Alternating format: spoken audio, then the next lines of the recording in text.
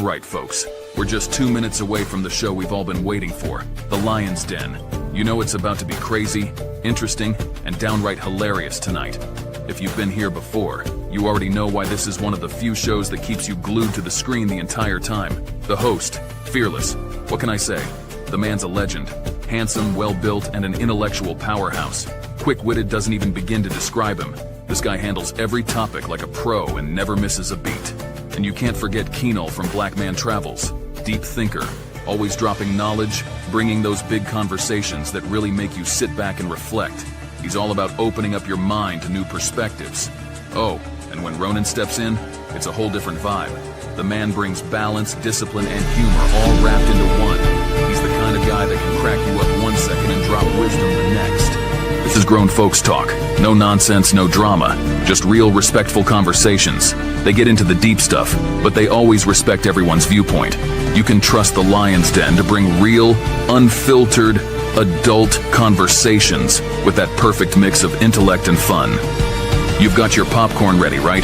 Because in just about a minute, this place is gonna light up. Get comfortable, hit that subscribe button if you haven't, and make sure you're locked in. Let's go. The Lion's Den is about to start. All right, it's almost time. I've been waiting for this all week. Is it just me, or does time slow down when you're waiting for the Lion's Den to start? Come on, let's go. I got things to say tonight. I'm ready to hop on the panel. You better have subscribed already. If you haven't hit that subscribe button and smash the like by now, what are you waiting for? You gotta support the Den, people. Hit that notification bell too, unless you want to miss out and hear about it later. This is the show you don't want to miss. Every week I'm here waiting. The energy, the conversations is about to get real. Tick tock, I swear this is the longest minute of my life.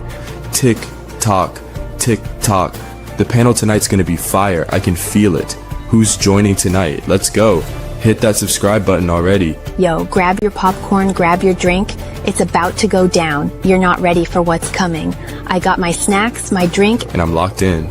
Let's get this show started. All right. Quiet down. The show's about to start. Everyone ready? Silence. The Lion's Den is about to begin. Let's go.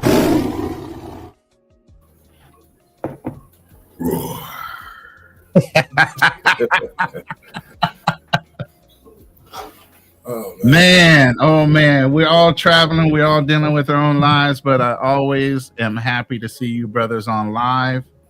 I just took us out so everybody can see that we are no longer wearing our winter jackets. We have transformed and we are in our Bermuda shorts there, so we looking good. Just so y'all see how we we had to coordinate the outfit, you know what I'm saying? Coordinate. Oh man. So it's a long week, guys. As they say, we are traveling and there is a fiction out there. Fantasy versus facts. When you travel and go to overseas, there's a difference between a weekend warrior and what they don't show you. They always show you the glitz and the glamours. There's something bad and all that. Yeah, Mr. Fiddler, I'm in my the whole background's changed. I'm in my little Airbnb, and that's one of the things they don't show you. Wait until last thing to get for Airbnb is not good. But I think we should talk about that because I found a whole lot of fantasies and things that are just not facts when traveling outside of the country. And I'm dealing with some of them now. So I know, Ronan, you are in the Philippines, and Kanal has been traveling a lot. So how y'all want to start this off? Y'all want some vid? Y'all want some let's tell the stories? Or how you want to go? Because I got a lot of stuff. I'm pissed off I'm here. I mean, the thing is, people love to be sold a fantasy, and it's just like they see all the glitz and glamour on YouTube, TikTok, Instagram. They think that, they're going to have the same experience if they go to that particular country, or they're going to meet the same type of women if they go to that particular country. And it's not always the case. So it's amazing how the fantasy is being shown that it's not actually real. But also, too, there's a lot of things that people try to convince you to experience this type of lifestyle when technically it doesn't apply to everybody. That's a fact. Everybody can't do this. And just little things. Look, I'm gonna start with my gripes, guys, because I am in the Dominican Republic right now. I'm in Santiago, and I mean, I always love the trip, but there's just certain things that irk me. now this order. Yeah, that's how I feel right now. Somebody that jumped in. Yeah, my bad. No, you're fine. All right. Some things are cheap. Some things are very inexpensive. Mm-hmm. You try to get something that you're used to in the United States, they're going to hit you over the head. Now, I usually don't do this, but I wanted some Oreos. And so how they always get me is mentally, I'm not thinking, you look at the number and you're like, oh, that's not too bad. That's... And then you start doing the conversion rate and you're like, oh, $3 for a cookie? Oh, it got me again. So anything that is a brand of the United States that you want, I was going to get some chips. I was getting something else. Anything like that, they beating you over the head. They hitting you with it. You're going to pay 3 times the amount. There's nothing on sale. Even when I was doing the conversion rate at like a McDonald's or something, I was like, wow. I was like, man, $10 for that Big Mac? Oh, so that's the fantasy, is that all kind of thing you think that it's going to be cheaper overseas. Yes, fruit, inexpensive. Anything that has America on it, they're going to tax you. You're going to get hit over the head. It's not going to be the same. Wait. Let's say this. Not only is it not cheaper, but then when they see who you are and you open your mouth and you're not fluent in that language, you're getting upcharged. Upcharge. Let's talk about upcharge. All right. This is one. Hold on. The black man, did you have something to say real quick before we go there? No. I just wanted to piggyback what Fearless just said in regards to anything that is American made or American influence. You're going to pay top dollars for. I see guys go to the liquor store in these countries.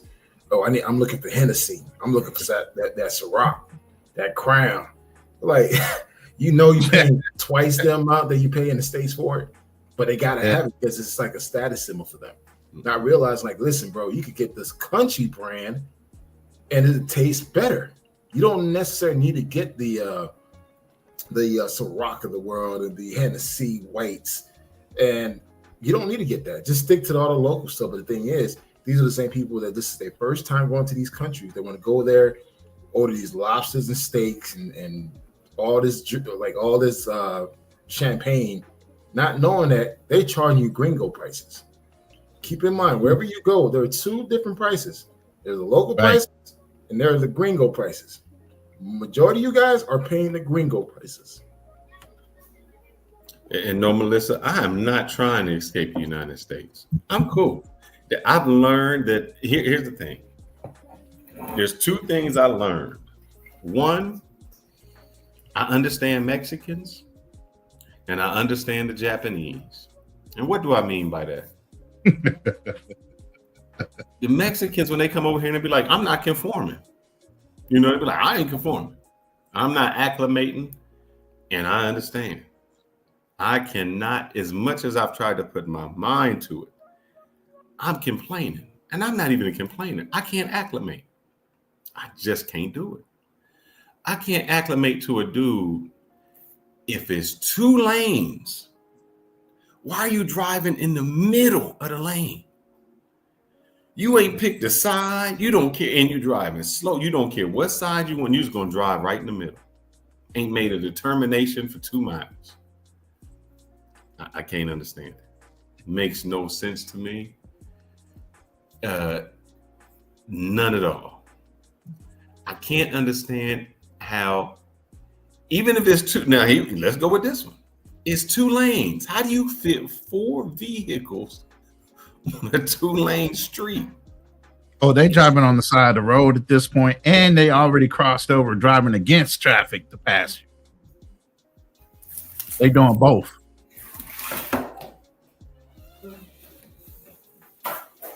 I gotta give up the passwords. Oh, yeah, Wi-Fi. Man, that I can't understand it. I don't, and it's almost, and it's just rules here that would make no sense. You hit somebody they look, you hit somebody, they want their money. They ain't got no insurance to first. They don't care. Nothing like that. But let me tell you the scam. So what kind of got me upset? I came here. So this is my second time. I came like right after Memorial Day. I spent 10 days, went home for 10 days, and then I came back. So when I was here the first time, I knew that I was leaving out of Santo Domingo. So I rented my car in Santo Domingo, a place called Jumbo. Great, no issues. Drove through the country, left out of the airport, out of Santo Domingo, returned the car. Cool. I come back. I knew I was going to spend 2 days in Santo Domingo because I had to fly back in. So I was like, you know what? What I'll do then is, since Jumbo does not have a car return in Santiago, and that's where I'm going to leave out of, I'll rent their car for 2 days. I'll turn it back, and then I'll either take the bus to Santiago, or I'll just that was my game plan in the beginning. Take the bus to Santiago and rent a car in Santiago. The lady, she wrote me and she said, hey, we're waiting for you to arrive. I said, look, I'm not on a plane. I said, I'm in Santo Domingo. When I get to Santiago, I'll go get the car. She said, oh, no, we got a place in Santo Domingo. Oh, really? All right. Well, how much you going to charge me? First, I had to negotiate the price, how much to return somewhere else. We get a low price. I show up. Now, my car is paid for online. I've paid in full for the car rental. It's all paid. I get there. So, I went through like Expedia, Kayak, Economy Book. I looked at every site I could and got the cheapest price. Read the contract, everything. I get to the car rental place. And I'm like, yeah, I need to get my car. He's like, oh, it shows here you got 2 vouchers because I bought a third-party insurance. He said, oh, yeah, you got 2 vouchers. You're going to need the mandatory other liability that they got here. So there is no other insurance. Mandatory. Keyword in that. Decline your insurance because that's the only way my credit card will cover it. And I have another insurance that has nothing to do with yours. So then he's like, well, you got to get it, and so we going back and forth. I'm like, no, you don't, man. I just left the rent-a-car place. I know. Here go my other contract. It is not mandatory. You do not have to get that. Yes, you do. And I guess an additional $200. So basically, the insurance was going to cost me more than what the car was going to cost me. I said, man, that's not how it is, man. I said, I've been coming here for 30 years. You trying to scam me? Oh, that's how it is. I get on the phone. So before that, I said, so, all right, let's break this down. So if I take your insurance, I said, so what if I don't take it? Then what? Dude told me I'd have to put a $30,000 deposit from my credit card. Not pesos, not 30,000. Wait, 30,000 pesos? No. $30,000. It just so happened I had my American Express, which got $50,000. I said, oh, okay. You know what? Cool. Here go my card. You can put $30,000 down. He switched again. Well, if I put that, I still got to charge you this insurance. I said, bruh, we went over that. The reason you said that you had to give me the insurance because if something happens to your car, how you going to get paid? I'm letting you put $30,000 hold on my card. You're going to get paid. Oh, I still got to put this insurance on there no matter what. And this, I said, oh, that's the scam. See, they get a commission from it and it's a scam. I called the rental car place, the place like, Expedia, but it was called Economy Booking. I get that guy on the phone. The guy's like, sir, I'm looking at the contract now. There's nothing additional this gentleman needs to pay. He's paid in full. He's ready to go. He's like, well, you didn't read the section. No, he just created a section. No section.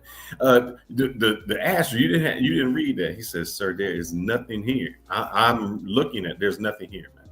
This is our standard contract. There's nothing more this gentleman has to pay. Or you don't know. The dude was just like, look, man, you might have to just go somewhere else.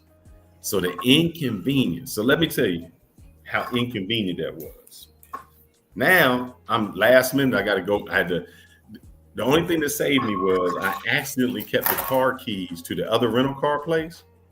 The dude came back and was like, man, we don't have the keys. I'm like, here go your keys.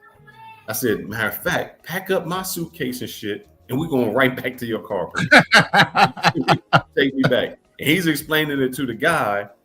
And the other guy's like, what? 30? He's just amazed. There was another couple there. Let me tell you how they did. Same thing.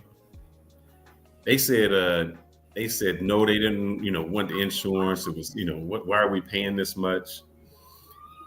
The dude said, well, if you don't take it, okay.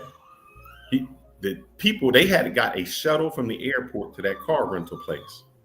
They said, well, can we get a shuttle back to the airport so we can find, another place? They said, oh, no, ain't no shuttle back. Matter of fact, you got to step off our property. You can't be in the lot. I said, damn, man.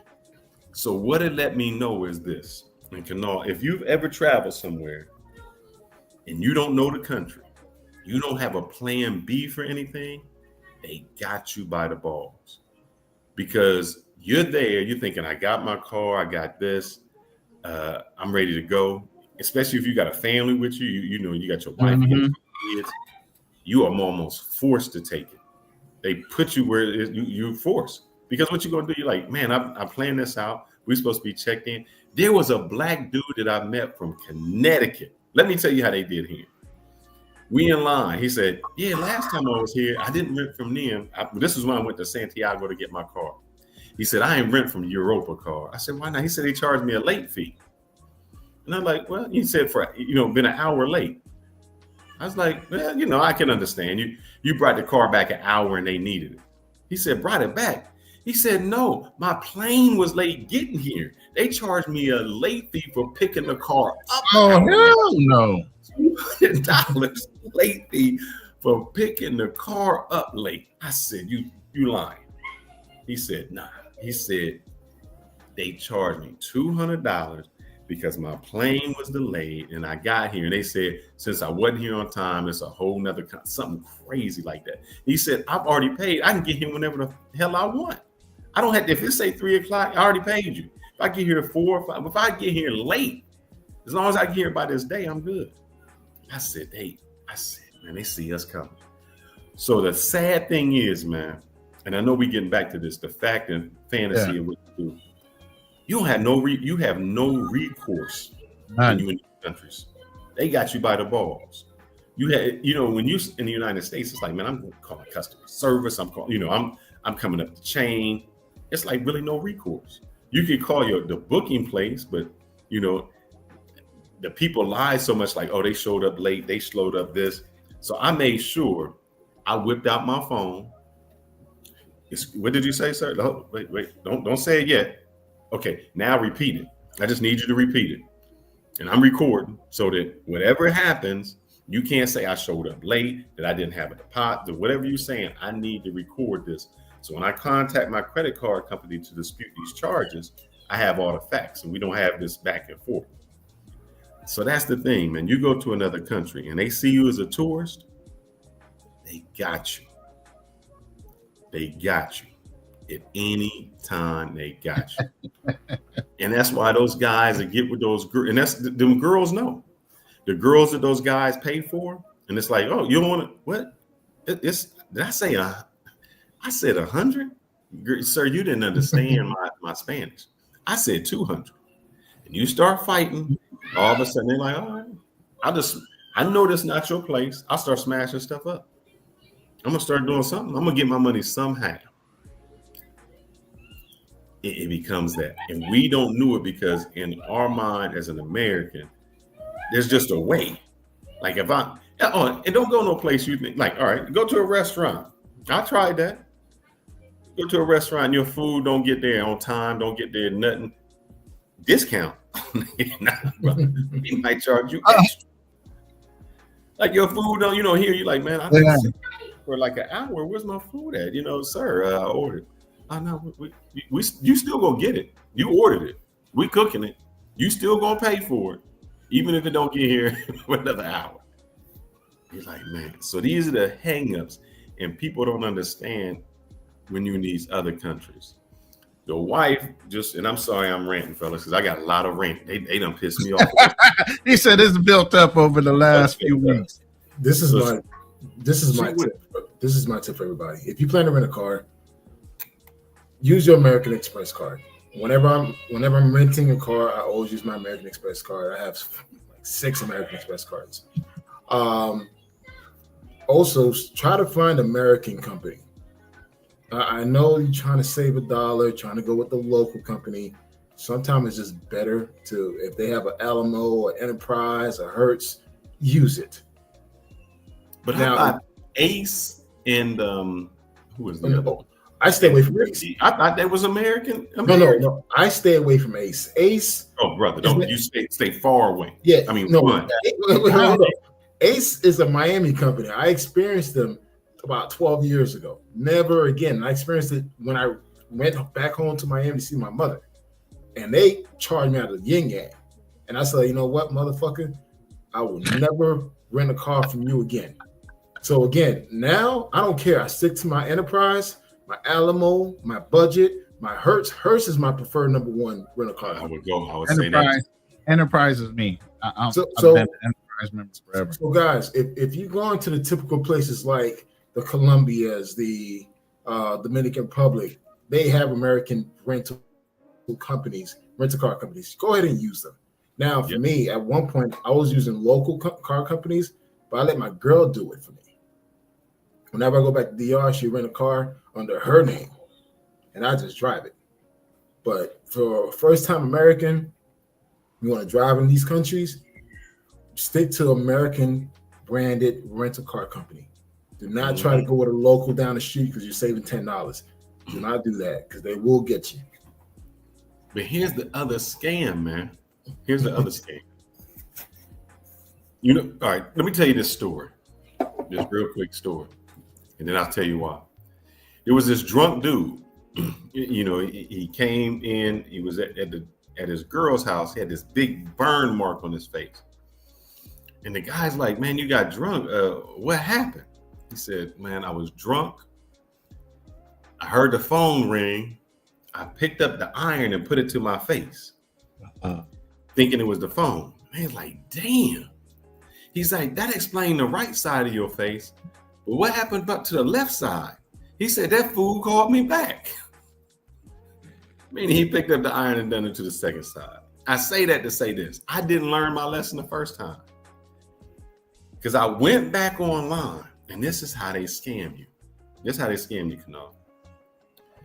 You think you're renting from somebody else, but you're not. They'll have 3 companies, Ace, Integrity, GoCar, ZGO. They all in the same place with the same agent. So you think, oh, I left Ace. I'm not going with them. This one says go to ZGO or whomever. Then you show up and you're like, damn, I just left you. It's like the Jamaican dude who be having like, you know, he just put on a different hat. Like, oh, I work for Ace now. Now I'm with Hurt. And it's the same dude. So they just kill you with it, man. And it's crazy because you don't have any repercussions. The other story was, you know, the wife had to go was getting a birth certificate for the daughter. A local birth certificate here, you know, you can get one to make her a dual citizen. Well, she gets to the place and, you know, they close at 4. So she's there at like 3:10 and they're like, yeah, what can we help you with? She's like, I need this. She's like, maybe you can just come back tomorrow, you know. It's like, oh, ain't feel like working? Bruh. She said, I used to work for the government. She said, I know at 3:00 y'all trying to shut things down. She said, but your website say as long as you're here by 3:20, you can get stuff processed. Let's see what we can do. She's like, and so here's the thing that she said that I taught her that she liked. She's like, I don't take no. I don't do this no. I guess they call him director. I need to speak to the director. And he's like, yeah, what seems to be the case? She's like, I know y'all don't like to work. I used to work for the government too. She said, but this what it say on your website, and I'm not coming back. I'm coming from another city. I need this done now. And they got it done. But she said, how many other people came in there? And when I say, look, walk back out, no one can tell you how the traffic is, man. It's somewhere you are back to back to back. You looking at people walking by you 3 times. They don't walk to the store. You see them come back with their bags. And then when get somebody else and you still in the same spot. That's how bad traffic is. You like, I can't do this. So I can understand the people who live there that are just so passive, man. They're just, well, they said I got to come back tomorrow, so I just come back tomorrow. And that's what they don't like about Americans. This our arrogance in countries sometimes is negative, but sometimes it's no. We want what we want. I paid for this, and this is what I expect. And if I'm not getting what I expect, then I don't want to deal with you. That arrogance I like about us. In other countries, they don't roll like that. That's offensive. Yeah, they don't have no pushback. There's no pushback on a no. Okay, no. We're not doing that. You know. And y'all think y'all gonna go to these other countries and like y'all want something simple, right? She had to get something from the bank. It was 27 people standing in the bank line, man. I don't know how you even can go to a bank and stand with 27 people to get something signed. That's the craziest stuff. So even the cell phone place, you're not like, oh, I got to do my cell phone. It's a wait. It's no like, oh, I just went in. You might have 10 people ahead of you. So when you come to these countries and you think I'm going to get something done fast, it ain't happening. You will learn patience. You will have the patience of Job. You know, I have a song that plays in my head, the old Caribbean song. I think it's Bobby somebody. Don't worry, be happy. Yeah. That's playing in my head all the time here. All the time. It's just, don't worry, be happy. Just let it go, because it is that way. And then in the Philippines here, for some reason, an ATM machine isn't just a simple ATM machine. You can pay your motherfucking bill. You paying bills on the ATM machine. Mama's bill. I'm like, yo, what is this? You know, it ain't just ATM, get your cash and go anymore. It's ATM, go ahead and pay a bill here, pay that bill, da. So you seeing people conducting business on it, and it's a line. It's a line. I'm like, nah. Exactly. So the same things where we think we have this simple life, it's not. It is far from. And I don't think the guys show you that. You know, they go to these places and they're these weekend warriors and they have no idea. That's a perfect segue to this first little video that Kanal sent us. So let's go ahead and play this fantasy video here. On the black. You know how niggas are. Once they know somebody wants somebody, look at the choice. Right there. Watch. The two right there in the center. I know it's like a bartender. Oh, look at that one in the back. Well,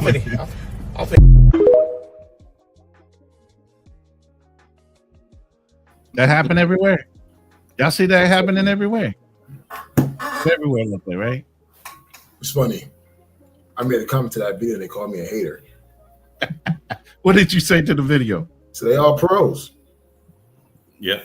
That's all it is. I mean, again, tell the truth what's going on. It's like, hey, don't paint this picture like, hey, just show up to this country. They're going to fall all over you. They're going to love you because you're American.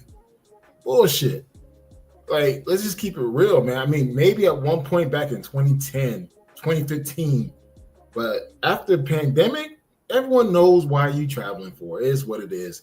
And plus with social media, YouTube, and other sites, man, people know. So it's like you painting this picture, like, yeah, you could go there and find this beautiful woman that's gonna worship you, whatever. And that's the same story that's being promoted now in 2025. It's bullshit. So just like all the girls lined up, they line up to get picked, and you're gonna pay about $200 to $300. Yep. Them days of paying $40 are over. Oh, yep. 2 or 3, yeah, 200 or 300. You're paying $200 to $300. Let's just keep it a buck here. You ain't paying no goddamn $30. No. Sorry. you're paying 200, 250. Shit, I mean, I heard in Sasua for the mud ducks out there, you paying at least 150. Yeah, he said mud ducks. Oh yeah. and now what they doing is this. Two things. You think that you getting a girl. She worked for a company. And her thing is, this is one avenue that they meeting people. And then you think it's that girl. That's just the head person. You might go to meet that girl, and it's not even that girl. She's just the one that's available at that time. Mm-hmm. That's how they rolling. So you're like, oh yeah, and this girl look fine. Look how beautiful she is. She's just a picture that they took from whomever. It don't even matter if she's in the country or not. She's even real, yeah. And she's just the front liner. You might get there, and the thing is, it's just the same way. Guys like, damn, I'm already here now. I know she's a 5, but I'm here. And that's how it is. And it's to get you in and get you out. Ain't no that girlfriend experience no more. It's you have to go. And that's why, man, I'm glad I experienced what I experienced during the early part of the travel movement. Now it's like, hey, I've done everything that I wanted to do. And now watching the younger guys do it, they're paying 10 times, 30 times what I paid, what I experienced. And they're blowing up the spot, man. Unless you're going to new destinations, you're going to the same places that everyone is promoting. The Sasuas, the Cartagenas, the El Poblados, the Copacabanas. Man, you're going to get played. And trust me, they can smell the duck from a mile away. Mm-hmm. They don't even have to smell. They can just look at you. They already know. I want to give a shout out, man. And then what you don't know, I know this is crazy, fact or fiction. Guys, what you don't know or what you do online or whoever you talk to, be careful. And the reason I say be careful is this. Let me see if I can find my man. Give me a second, guys. I apologize. Fraser, F-R-I, Fraser TV Live. See if I can get Fraser on here. So I want to give a shout out to him a little bit. Fraser TV Live. So this Fraser TV Live. So the reason I say that is this. As y'all know, I'm in another country. I go to Fridays in Acropolis, which is in Santo Domingo. Oh, I've been there. Yeah, get me a little Long Island, you know. Oh yeah, Long Island, the ultimate Long Island. They make it strong. Yeah, Next thing I know, man, some dude just walk up to me and is like, "You fearless?" First, the English hits you because you're not used to somebody speaking English. I'm like, fearless? What the hell? I ain't in the United States. He's like, oh shit. Look, I'm like, I look like somebody named Fearless. Because they had the one dude, get shot or something.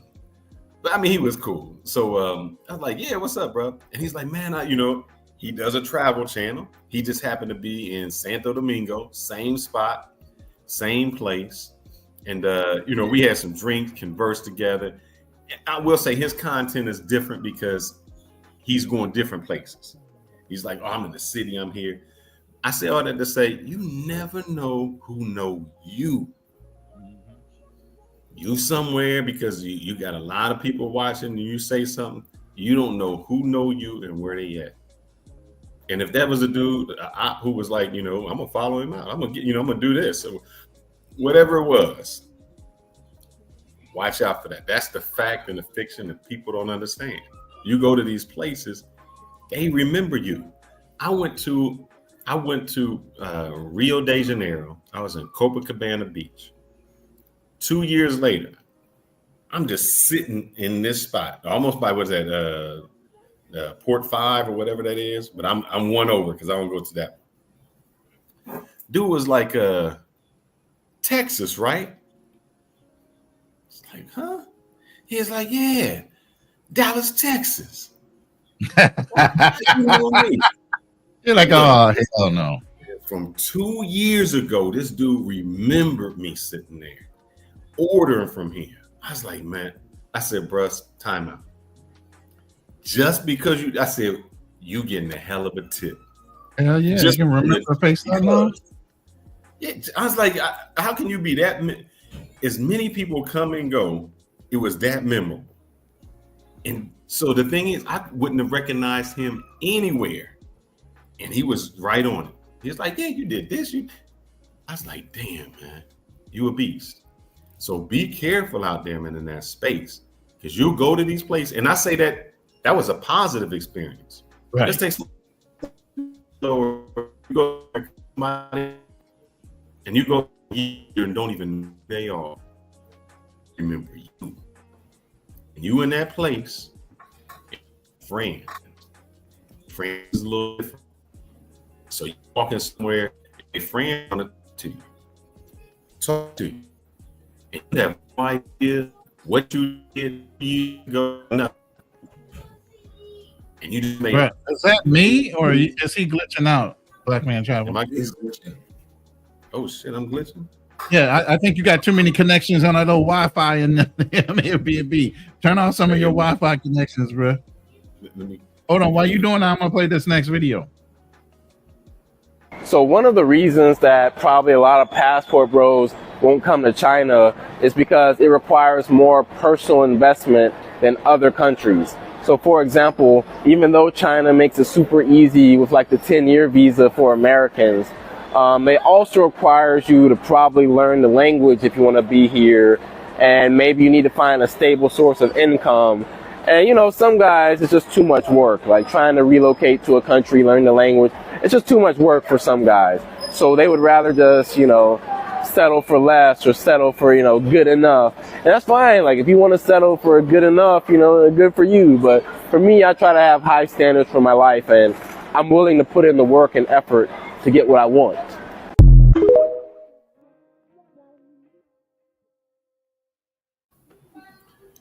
All right, brother. Another fact y'all don't know is I got 1 gigabyte at home. I ain't got 1 gigabyte here.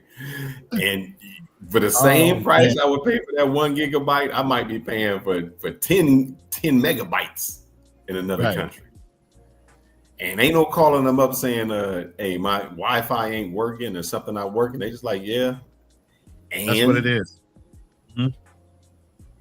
Yeah. I mean, my equipment I brought with me, I had that small mini router I told you guys about. I hook it directly into the router. I have a 10-foot long cable. So no matter where that router is, I'm running it right into the back of my computer through my VPN. So that's why I try to get the strongest signal I can, no matter what Airbnb or wherever I'm going to stay at, because you don't have the right to upgrade in the Airbnb. Now, once you get into a permanent residence, then you can go ahead, which I'll be doing next month. You guys will see that process. Then I can do the things I need to do in order to have a better quality, like transmission or whatever. But I get it, believe me. Then the wife is in the other room on the internet. You don't know if you got company. They got the internet. They all up on the Wi-Fi while you're trying to do it live. So they can drag it down. What did you think about what Flight Madness was saying? I think it's a comparison against, you know, the weekend warrior versus somebody like myself and some other expats that are staying longer. The mentality of visas and what out of desperation you'll do for Chica or whatever, versus somebody that has the time to invest and can take longer to pick a quality woman in that country. You know what? I think it's more of a microwave mindset. A lot of people who travel, they tend to have the quick wins. So they're going to go to the easy places. The easy places like the Sasuas, like the Cartagena, like the Copacabanas. So, yeah, if you're not willing to put in the time and effort and work to really research and where you're going and where you're staying and what type of experience you're going to have, you're not going to have the same experience. So places like China, you got to put in work. Places like, you know, in the Philippines, you got to put in work. Thailand, you got to put in work. Once you decided to leave the common areas, But most guys, let's keep it a bug, particularly black men, they're not going to go that far. They're going to stick to what they know, which is the Sasuas. Or stick to what you know because it's not your girl for right now. She's just your girl for right now. So they're like, yo, won't you hook me up with those chica that you had with? It's no different than the guys. There's no different than the guys that want to like backdoor you. Like, you know, they see you with a chick, then they're going to hit you up at DM, yo, can I get her number? Can I talk to her? It's like, nigga, like, why won't you just get your own? But, you know, they have this they have this thing they want to come right after you, man. And it's just like, understand, you know, it's not your girl, you know, it's just your turn. But I don't know. It's certain. I mean, for me, I take some level of pride going out and looking for something than going, hey, can I get her number? Will she talk to me? I'm like, bro, I don't know. I'm like, that's somebody at least being good. You know, when I seen you here when we was on Sasua Beach, I had been there like before, maybe the day before or something, or whenever it was. I seen a guy. He's with a girl. The girl like stepped to go get some. Another dude step in and start offering more money for her to come with him. I was like, man, one, that's crazy that you trying to do that. Two, you just made the price, you whatever price y'all wanted to go with, y'all just start changing the price right there. Just change it, upgrade it. Now, whatever you was paying 100, she thinks she worth 200. For that, I seen that happening, bro. Fearless. I seen it happen in real time when dudes were outbidding the next man. Like, really? Like, and that's when I knew it was time for me to go somewhere far and beyond.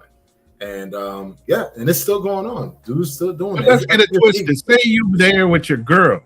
Say like Fearless, you on the beach, just in a popular tourist area. You walk away from your girl, all of a sudden some dude walk up to your chick, acting like she one of them. No, how much is getting somebody said something like that? They that's crazy. How did they say it? It was like subtly, you know, like I was in Brazil and a dude said something like that. Like, oh, you like why are you hanging around with her every day? Like, damn, I'm married to her. You know, I get it, you know? But they have that perception if you're somewhere and you're black, that's all you can do. That you can only buy it. Right. Facts. Yeah, he's right about learning a language, man. Especially, it may be different in China, but here, I think guys just think if they put an O at the end of the word, that they just spoke Spanish. You know, money O, can O, I have O, some money O. You're like, bro, what you just said? What do you mean? And they'll say it all the time. And you think, man, you just didn't attempt to learn anything, nothing.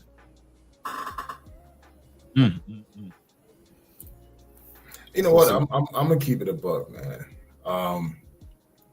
One fantasy that guys love to showcase now about women cooking for them overseas, guys, that's not a flex. Understand this. It's her culture to do that. It's her culture. She does that for everybody. Plus, she wants to eat too. What the fuck? Especially she want to eat. She want to eat something good that you can afford to buy that maybe she can't get every day at her own home. You know, rice is life in a lot of cultures. Okay, let's catch on to that. The thing is, it's not a brag, man. I see a lot of guys post this on TikTok. I'm like, dude, that's kind of cringy. Like looking at it and you bragging about it. I'm like, dude, you never had a woman cook for you. Like, really? I'm gonna say this, man. I'm gonna go with those guys now. Man. You know, I'm letting you know I've been hanging out more. These women here, they changing, man. They changing. What we found when we was out there is I gotta say it. Of course. It ain't the same, man. I ain't missing a goddamn thing in these streets, man. He said I ain't missing out on nothing no more. Let me tell you something. I haven't my last trip was last year in May. That was my last overseas trip. And I'm dying to go get back on the plane and go overseas again. But you know, for the time being, I can't. But one thing for sure, I ain't missing a goddamn thing. I've done everything I wanted to do. And it's just like when I do get back to traveling again, it's the new destination. I don't want to go to the same places. I want to go to new destinations that where no one ever been. So yeah, this whole thing that guys, we're gonna go over there and find me a feminine, fit and friendly. You're not gonna find that shit overseas. You pay for it, but times have changed, man. I need this, brother. They different now. They different. Look, and I showed you guys because I shared with you because we're in our own WhatsApp group. I went to a place brothers never heard of. See, fellas, look, he cutting it. He can't cut this. I can't do that straight. I'm not doing that straight. You can't go shot for nobody. I challenge y'all. Take them to a bar. If you ever run into Fearless, take them into a bar. Go drink for him. Watch him wimp out. Oh, I ain't gonna make it. I can't do that. Hey, don't be ashamed. I'm a lightweight, I'm not bro. ashamed. I can't drink. I'm not a drinker. Give me a goddamn piece. This is what I had from the first time I came here. So this is almost a month old, and you see, what I did. I love my kidneys. Yep. But guys, man, this time, I'm letting y'all know they may have grown up learning how to cook. They may know how to do it, but they are refusing, man. Not even refuse. They are becoming westernized. It's really what can you do for me, and that's really about it. And the only thing to change is the level that it's on. Meaning, where somebody in the States may be asking for like a car, and here they just say, can I get some jeans or something? That's all that's changing. They have really started to get to the point where, not all. I met two girls when I was in Fridays, and I told you about it, how they the American companies are starting to really recruit a lot of talent and pay them a lot less. And another one when I was in Bani, and Bani is way out, and it was like a really humble individual who just said, like, I think she may have done house cleaning or something like that, but really simple lifestyle. And you could see that. But them other people, whew, man, I go spot my wife's sister. I said, you ain't gonna never get married. You never. You're not.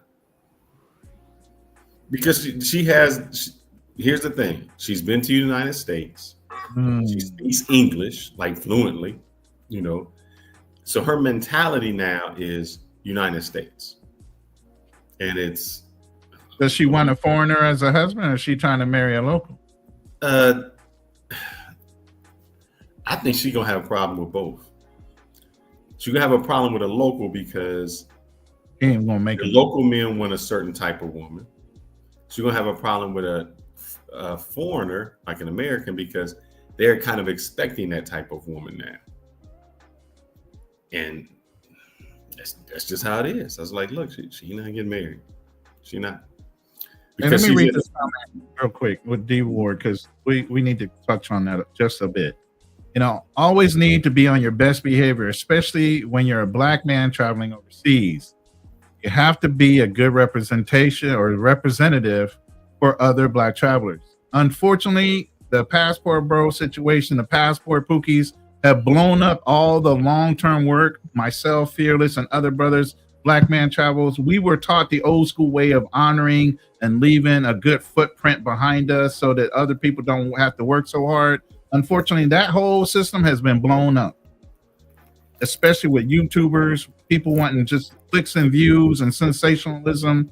All that stuff is gone. Unfortunately, that used to be the way. That used to be mentality. You even used to have to dress up to get on the plane. Remember, you used to have to be at least business casual to get on a plane. Now you can wear whatever you want. Even the chicks are wearing bonnets on airplanes for flights. So unfortunately, it's changed a lot. That should be the way it is, but unfortunately, it's not.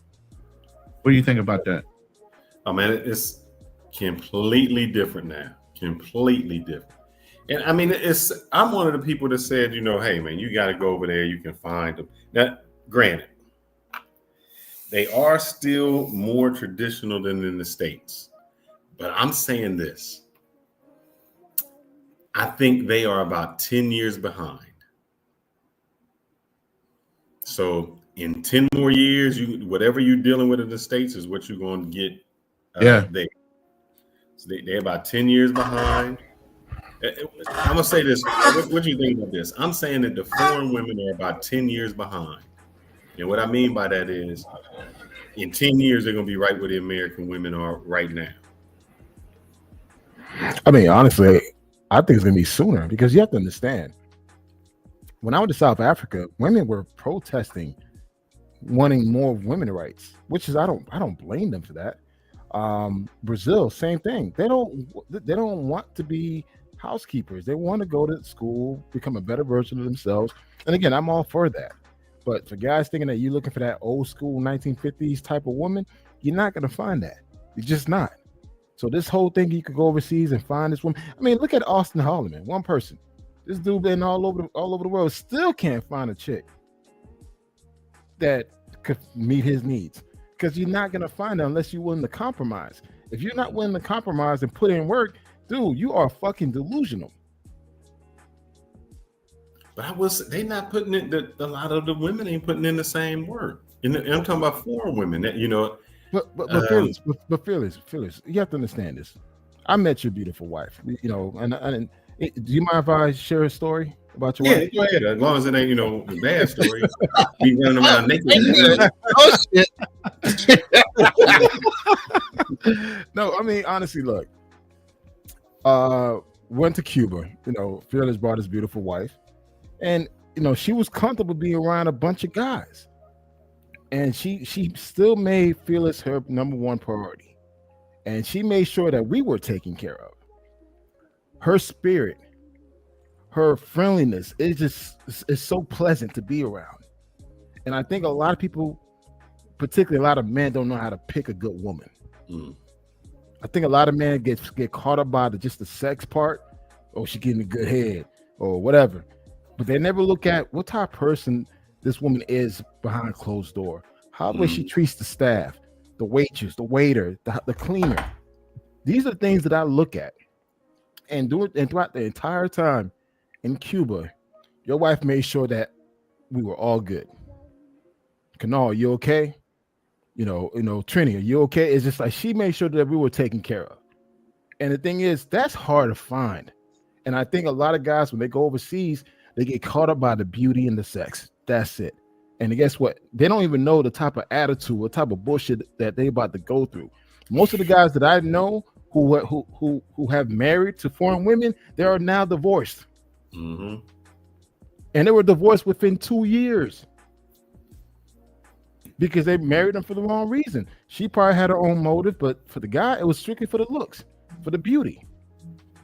But if you're not willing to take the time to understand the woman that you're marrying, and she's willing to fall in line for you because she loves you, not out of fear, but out of love. And I think a lot of guys, they go overseas, they don't find that type of woman. They just don't. Hey, look, I was one of those guys, man. When I had been to DR before, but I was like in Punta Cana and some other places. And I remember my old man was like, nah, you got to go to Santo Domingo. I was like, what's in there? We landed off the plane. This girl worked in the duty-free shop. It was like the first girl I seen. I was like, God damn. Fine. Beautiful. I talked to her, and I was one of those dudes because all I could see was how cute she was. I didn't know she lived in this place called Los Minos. Los Minos is the hood. I didn't know Spanish, so I didn't understand the Spanish she was talking was like ghetto, you know.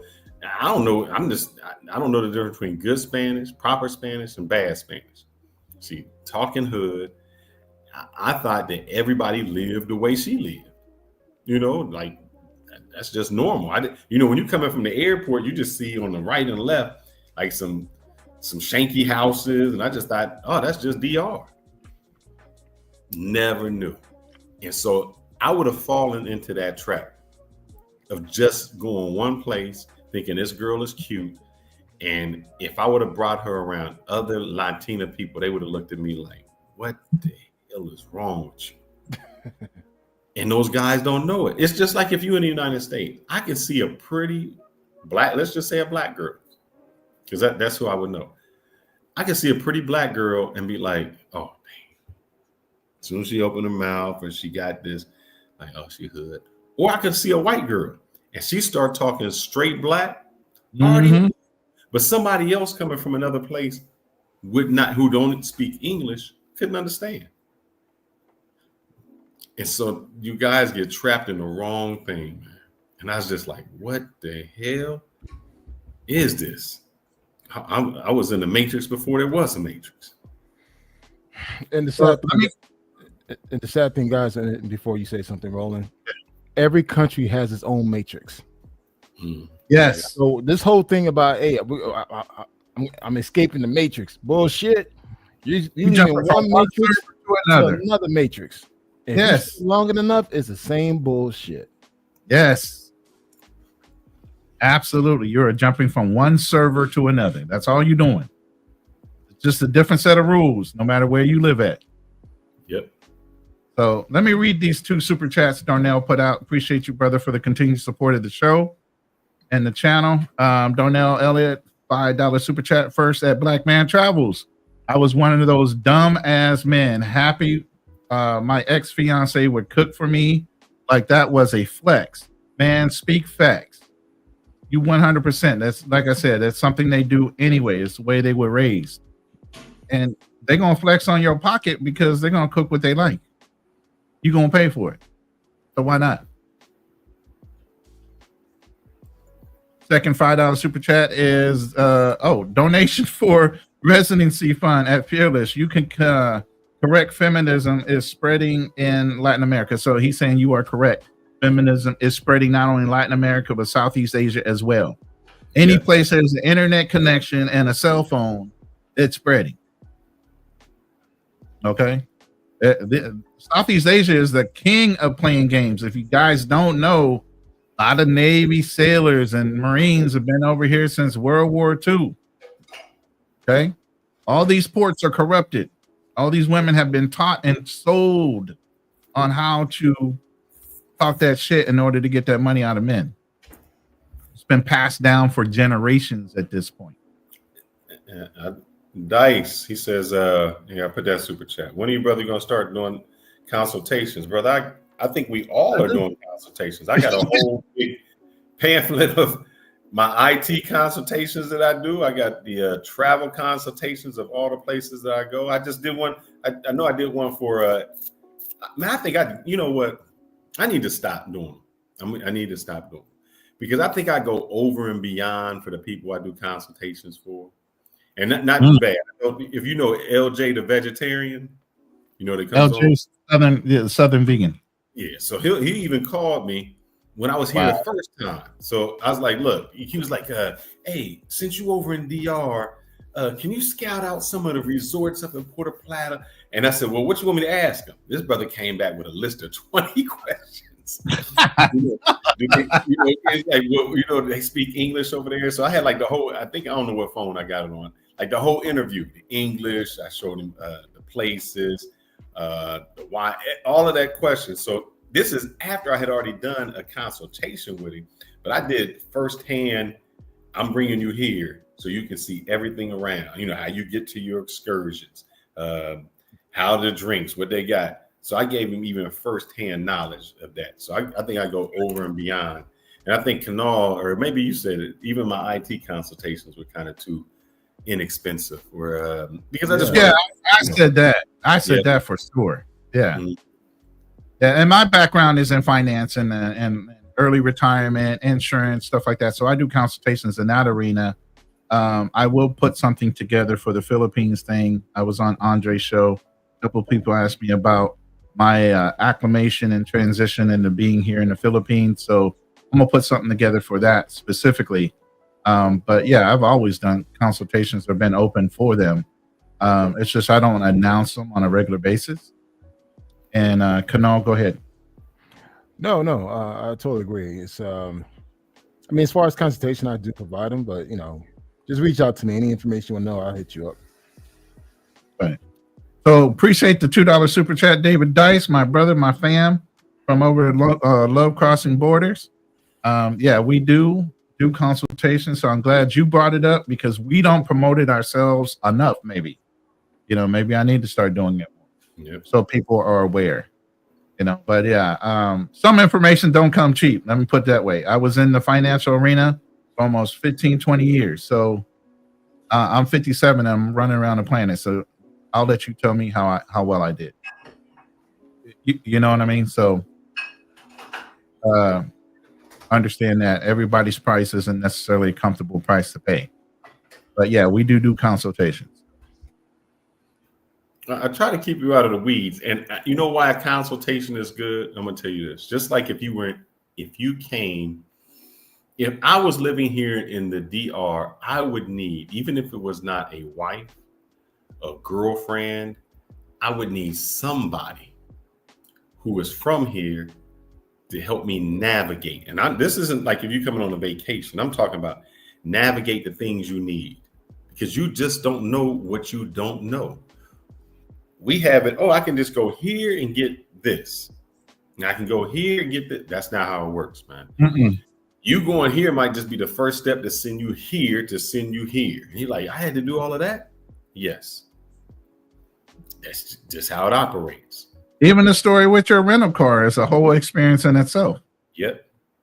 And having a backup plan or knowing that, you had established a great relationship because the part you left out on the first car rental that you turned in, you had that extra iced over Long Island iced tea, and you kicked that off to one of the guys at the place. So you already had a good rep. So by the time you had problem that you were having, he said, "Nah, come on back. I got you." Y'all know, So y'all know I'm a lightweight. I'm a lightweight. The first time I had me some Chinola mojito off the chain. So when I was at Fridays here, they do a 2-for-1. So you got to get the same drink. So I was like, all right, I'm gonna get that Chinola. Let me try it out. I got that one in, and then I was like, man, I need that Long Island. But when I ordered the Long Island, I couldn't order one because I had to get the 2-for-1. But I was so messed up off the Chinola Mijote. Oh man, you can see the liquor getting to me already. Mojito. I was like, I can't do this, man. So I just froze it, put it in the freezer. And when I got to the rental car place, I said, bruh, I got to go home. I can't take this on the plane. I had already drank the other one that morning. I was like, man, I'm lit off the one I just drank before I got to get on this plane. Hold up. You did not drive the car back to the rental car place lit. I was messed up, man. I was lit off that. Because I was so thirsty. I was like, man, I'm thirsty. I need something. And it was cold. And I was like, bro, I am not going to be able to drink this. It's yours. Take it. That's what saved me, man. Because he remembered, like, man, this dude looked out for me. Little things like that are key when you travel. Little things that you wouldn't give a fuck about. You give it to somebody else, it means the world to them. But the navigation, we have in our mentality. This is what I said in the beginning of the show. I cannot conform. It's very difficult for me now at this age to conform. I can't assimilate because somehow in my mind, I'm thinking this is a rational way of how things should operate because it just makes sense. And you in America, keyword in America. And you go to a country where your rational way of thinking means nothing. Where you question something, he's like, well, why is that? And nobody can tell you why it is, but that's just how it is.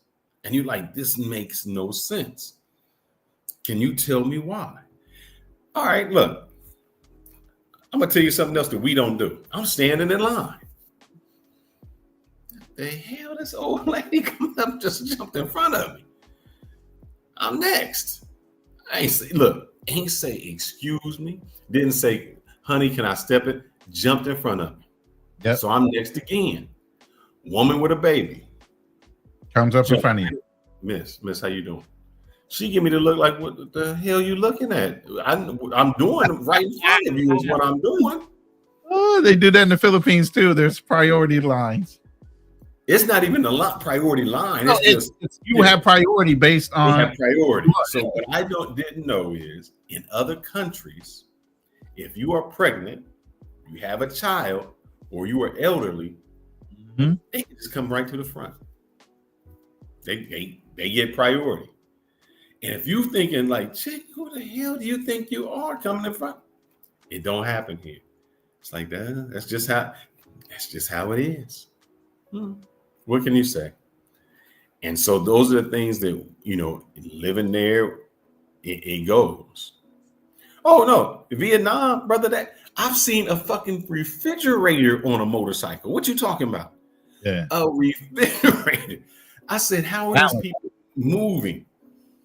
Today we seen, look, we were driving. I seen mattresses so high on a bed, on the back of a bed. I was like, if this dude do a turn the wrong way, the whole truck is coming down.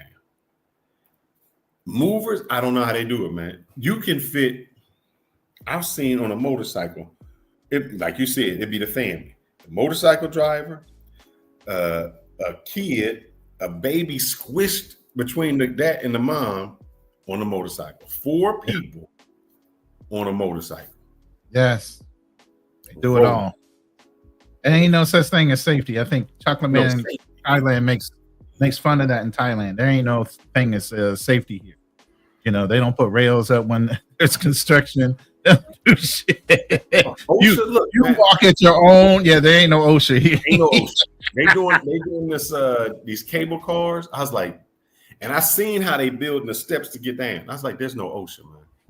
So, and what y'all think there's something going to happen? You can sue somebody? No, this doesn't happen.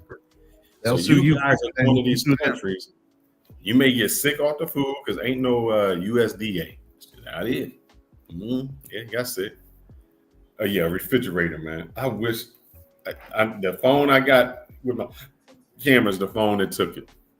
Just it's they gonna find a way to get to one place to the other.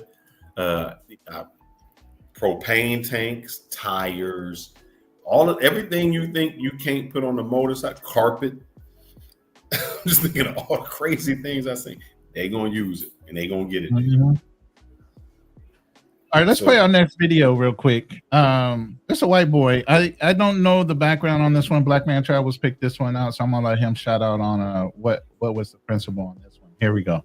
This is the truth about passport bros. As a coach, I've been helping thousands of guys over the years learn the exact skills to be able to meet and attract women in the West. And yes, it definitely works. So I think that these passport bros are just looking for some excuse and wanting to play victim so that they can, I don't know, go off and try something that seems easier, when in fact, it seems a little ridiculous that you would travel all the way across the seas to a new country to then attract some woman and bring her back to the United States. Or maybe you just stay there and you don't live in the US anymore. Okay, fine for you, but there's an easier way to attract women than having to come up with some crazy, brilliant plan to leave the United States, which, let's be honest, is not practical for most men.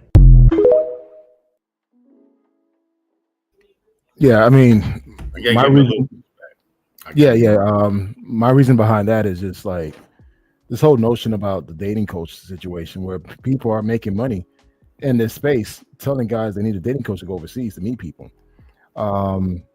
I'm totally against it. I've always been against dating coaches. I think sometimes guys need to do more of a self-reflection, and become a better version of themselves. But it's just the fact that, the shaming tactics that a lot of people use that don't understand why men are traveling, they try to use that way, to shame them. And I'm totally against it. Okay. Now, I will say this.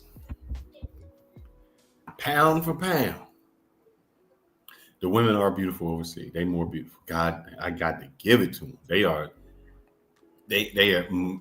fine. The pound for pound, it's just what it is. And they're more humble about it too. I have to say that to go along with what that statement was. But if you a loser, if you a loser in New York, you're gonna be a loser here.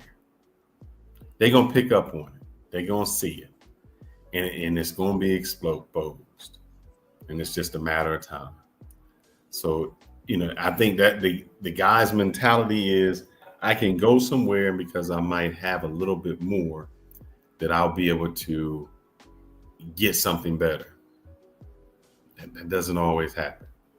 Now, here's the thing. I will say this. If you are a guy that just doesn't have game, and I'm going to use the word game, you just don't have game, might be a little nerdy, a little bit off, but you're just a genuinely nice guy, you might be able to find a woman. Did you say, I'm just a nice guy looking for a nice woman? I'm not. Wait. Let's be clear. Is that a woman in the United States or a woman overseas? No, that's overseas. Woman, because he's talking about just, why are you leaving? You could stay in America. That's his point. No, I think if you are just a average guy, average job, I'm not a player. I'm just I'm just the average man. You can find a beautiful woman that is considered above average when compared to somebody in the United States, that she would treat you right, because there still are a lot of women overseas. What you got to understand is, especially in Latin American countries, you have a lot of machismo.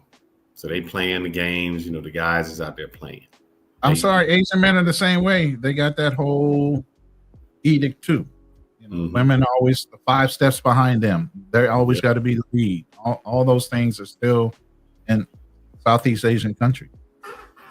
So I will say the fact on that is not that crazy, dude. Not that doing not that. I'm just saying the average, everyday, hardworking man, you can find a good one. You can do it. But if you a dick in the States and you think you playing here, they got something for you. They done played the game up because a lot longer than you. And you playing with you. Somebody like just say like the Jay Riller or something. You having one experience with one woman. She having that same experience with somebody like you every single day, sometimes 2 and 3 times a day. So she's already doing it. So what you think you playing? She's 10 steps ahead. She got 10 times the experience you got. So that fact is not going to help you out. It's just not going to do it. Mm-mm. Yeah, I don't like dating coaches. That's my comment. Anyway, we're gonna go right to Dana. Sometimes calls it down the middle. I like her commentary a lot of times, but sometimes she seems like you need to just go interview somebody before you start opening your mouth to say anything. But hey, she's a big end TikToker, so we're gonna go ahead and listen to what she's got to say. Hear me now, believe me later. If you're dealing with a man who be going to Colombia, DR, on these little boy trips, Brazil, Thailand, you better not touch that thing until he go to the doctor. I'm telling you. When they go over there, they are paying for prostitutes, right? And you got to think, they not going over there buying no flight and then going to get no prostitute just to use a condom. They not. It's just like when they cheat on y'all. Like, when they cheat on you, you think they leaving raw sex to go have condom sex? No, they're not. I don't care what they telling you. They're not doing that. It wouldn't even make sense. So they could have raw sex with you, and instead they choosing to go have condom sex with some rando who they risking their whole relationship for. No, they're not. They're not using no protection. They're not. And a lot of y'all out here who in this dating scene, I done told you before, you better get on prep. Because this HIV is running rampant. These are y'all problems, not mine, because I don't date. And ain't nobody touching me, right? But I do want y'all to stay safe out there.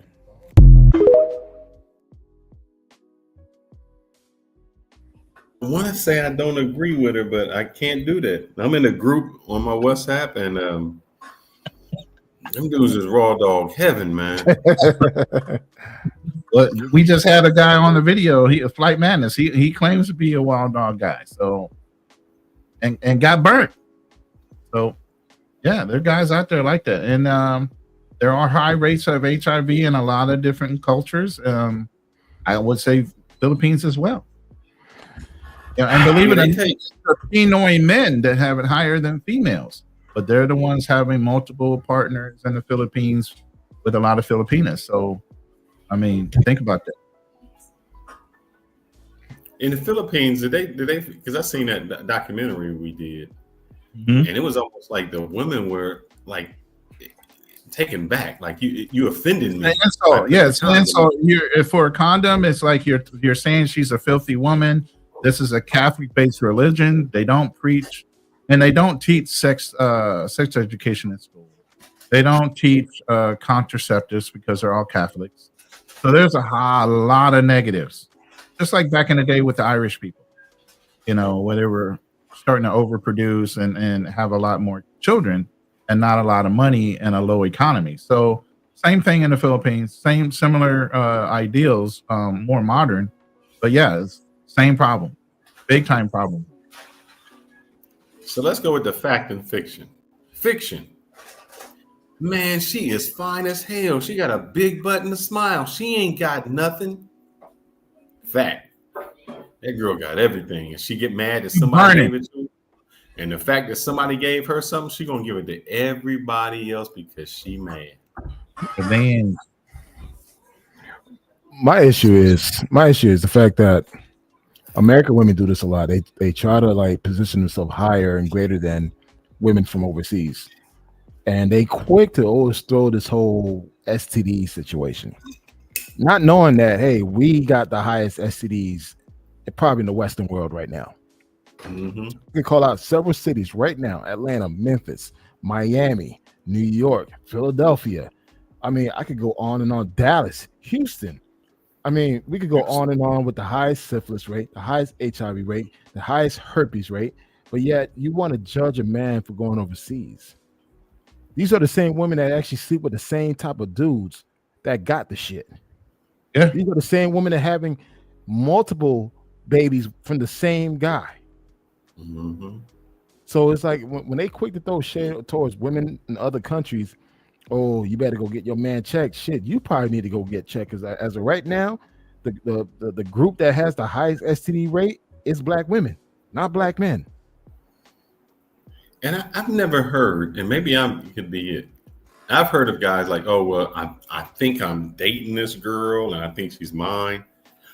And we've been going out. And so they don't, you know, he's been seeing the same girl for a while. So he thinks that, you know, that's his girl. And so they don't use a condom. Yeah, we're going to touch on that, David. I can agree with that.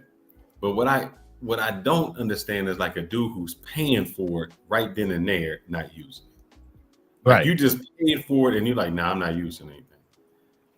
That's some dudes pay extra to go wrong. Now, I mean, I heard that. I mean, I'm not in the game, but I mean, obviously we're online. We hear things. So some guys are actually paying extra to go raw versus wrapping it up. You know, but real quick, I'm gonna shout out to Darnell, $5 super chat. I think Brazil is more than 10 years behind the American women, but eventually they will catch up. Western women won't allow this. The perfect utopia. They already caught up. That's one of the reasons why Austin was running for his life up out of Brazil, because the feminists had got a hold of his story and blew it up to being something way negative than it needed to be off of commentary. So, they're already up. They're already up. I mean, honestly, unless you're willing to go to these small little towns, countryside, Amazon, that's the only way you're probably going to not experience that. But if you're in one of those major cities, wish you the best luck with that. Yeah. David Dice, my brother, says, let's be honest. These ladies go to Jamaica and become single mothers. God damn. You had to go there with them, David? Yes, they go into the River Boys. Yes, they're getting the plastic wrap-ups. They're not even getting real condoms. Brothers just grabbing plastic bags and dropping loads on these chicks. So yeah, I can imagine a lot of these chicks are having illegitimate babies from their little road trips, and they coming back to men that maybe they're in a relationship with. They went on a girls trip. Next thing you know, he getting blamed for the baby. Mm-hmm. I get that. I thought I had one on here with I don't know where I put it at. Let's see where. This was just a funny one where, man, I bet I don't have it. It was a Rasta monkey. You know, the memes they do. He's like she's the Rasta monkey. You know, she chasing him for that he ain't paying child support. He's in a tree somewhere. Rasta monkey ain't playing. I don't know what I did with Rasta monkey. Wow. I think that's what guys think too. I'm gonna go overseas. Right. Even the healthcare. I'm gonna go overseas and look, if I get shot, I need to get shot in the United States. Just shoot me in the United States. When I worked I won't say where I worked at before, but here was the thing. The hospital said, as long as you don't lose too much blood, we might be able to save you. If we can get you here without using too much blood, our surgical team is pretty good. Man,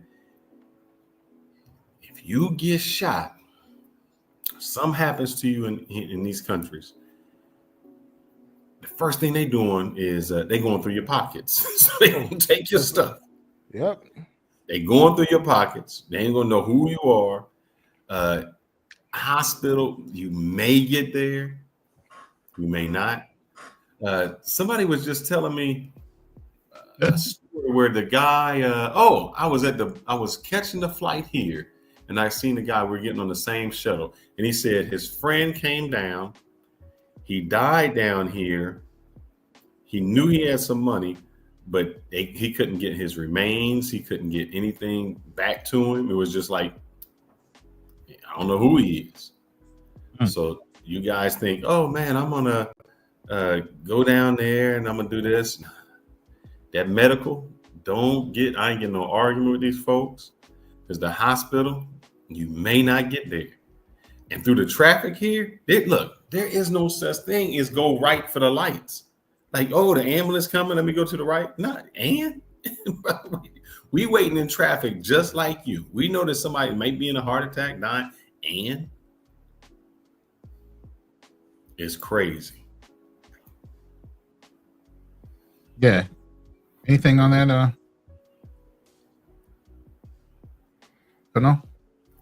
No. Is it a good place to go? I mean, look, I'm gonna tell you this, guys. I've seen several dead bodies on my travels. Mm-hmm. Several dead bodies on the road, children dead on the road, men and women dead on the road. Yeah, I've seen some shit, man. And I've even seen a couple of dead Americans on the road. Man. Yeah. So make sure, guys, I understand you're on the way. You know, you want to go out there and then experience the world, but make sure you get travel insurance, because anything could pop off, man. And when you sick, when you dead, trust me, they're gonna go through your shit. Yeah. They don't care.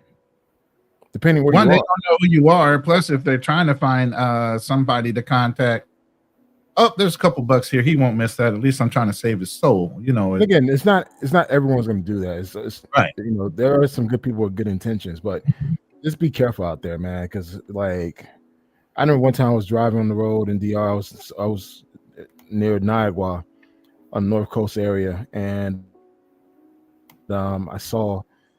I can't, man. That shit bothered me. Two little kids, their bodies.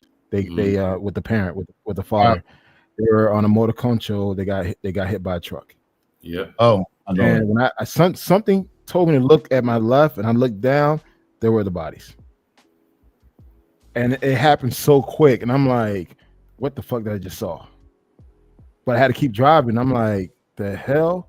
I mean, people are already there, but the fact that just be careful. I mean, I understand you traveling, but make sure you make smart moves, smart decisions, and just be careful and let people know where you are, man. This whole thing about disappearing, going ghost, you overseas, man. People need to know where you at in case they need to find you on a regular basis. And check on your homeboys when you know they're traveling too. All right. Real quick. Well, where Matthew says, well, with all that going on, where is a good place to go? Look, all the places that we mentioned are good places to go. Look, you can go there. The problem is, let me see if I can share some of this real quick. I'm gonna try to share this real quick. I'm gonna just do a review of Love Crossing Borders. Andre hit this on the hill. There's good places and people that are overlooked that you can find really good quality women and really old souls, nerdy women, homebodies, loner chicks, bookworms, balanced babes, and grown and sexy women. There's a whole category of different women y'all can look for. Stay off the fucking streets. Stay out of goddamn hoods. Stay out of the places where the tourists go to pick up prostitutes. Go into some of the provinces. Go into some of the malls where chicks actually have fucking jobs or careers. And you'll do a lot better than what you're doing with the easy ones. Mm-hmm. But go ahead. You can go, look. Man, I know I'll be giving y'all some analogies, and I'm so sorry. I moved to, man, I don't even want to keep saying my cities. I moved to this new city when I was playing football. But I had lived there maybe like 3 years. A friend of mine from high school came. He was there for 3 days. He knew the weed spot, the coke spot, the drug spot. I was like, man, hold on, how do you know that? I've been here 3 years and I don't know any of that. If you're looking for something, you'll find it. So you can go to the same country that these people are going and have a whole different experience. Right. It just matters where you go. I say that because I share with these guys when I was where I was at. I'm in Dominican Republic.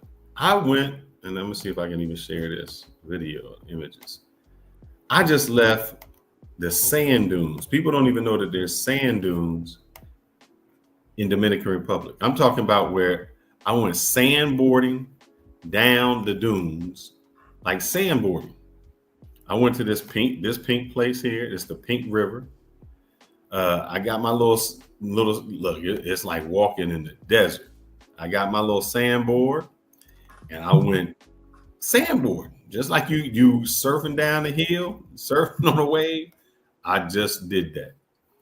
This place here, people don't go because it's so far out. One of the best beaches in Dominican Republic. It's by the border. So a lot of people don't know. Yep. Secluded. Look, I'm gonna tell you this.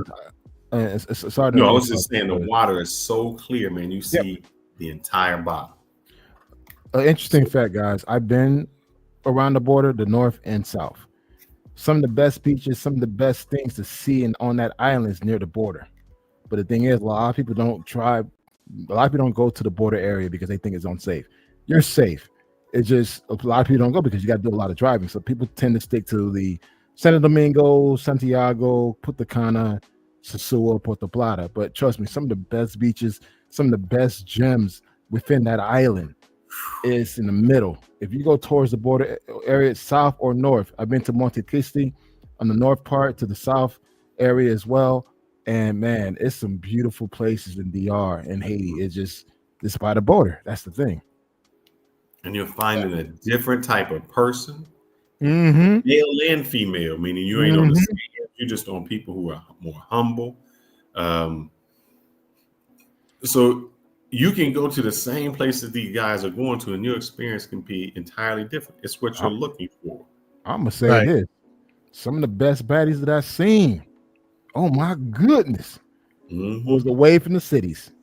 I don't care what anybody say. Like, some of the best looking women that I've seen has always been away from the main cities, and humble, beautiful experience. Just, man, you guys are missing out. You're missing out, just staying in the same watering holes that every dude's going to. Go out there and spread your wings, see other places, man. Because trust me, there's a lot of wonders. Just Phyllis just showed us. There's a sand dune in Dominican Republic. Dude, you guys are missing out. And I'll say this, guys, no matter, I know, I got to put myself out there. Always be on your P's and Q's. Today, I was just walking in Zona Colonial, which is in Santo Domingo. I was looking for some cigars for my brother. A dude walked up to me and was like, brother. You know, I had a hat on. He's like, oh, I got you in the barber. I was like, brother, barber, I'm good. He's like, but I got this stuff to give you some bumps. Get any bumps off your face, I can shave you. Before I could say anything, he had unscrewed like a gel and start putting it right there. And I was like, wait, nah, I'm good. I don't need no shave. I'm waiting. The wife said to me after that, she said, man, you gullible. I'm like, huh? She's like, you don't know what he had in that jar.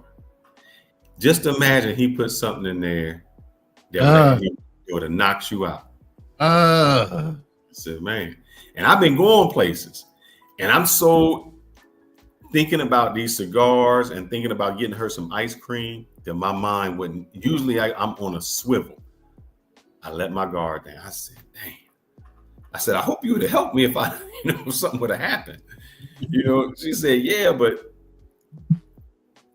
guys, I say that what we think can be innocent in the United States can be deadly somewhere else. Facts. Real quick, Passport Blueprint. Enroll in the Smart Travelers Enrollment Program with the U.S. Department of State, so someone knows where you are. Absolutely. When I got here, part of my acclimation process was to go by not only the U.S. Embassy, but I went and checked in with the VA system, because they do have a VA system here.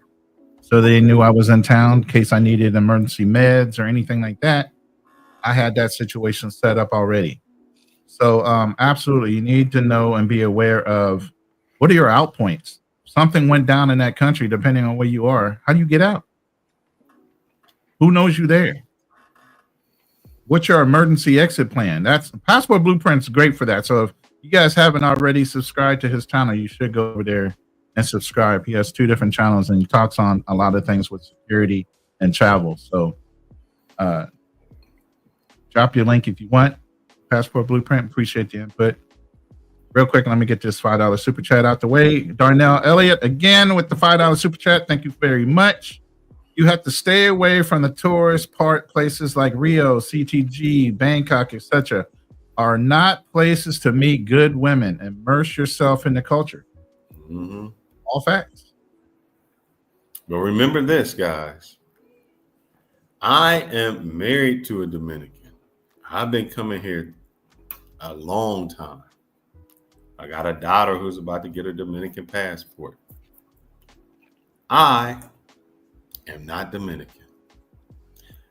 No matter what, no matter how I think I can know this culture, no matter how I can think this, I can immerse myself somebody else as much as I want here, but I'm that outsider.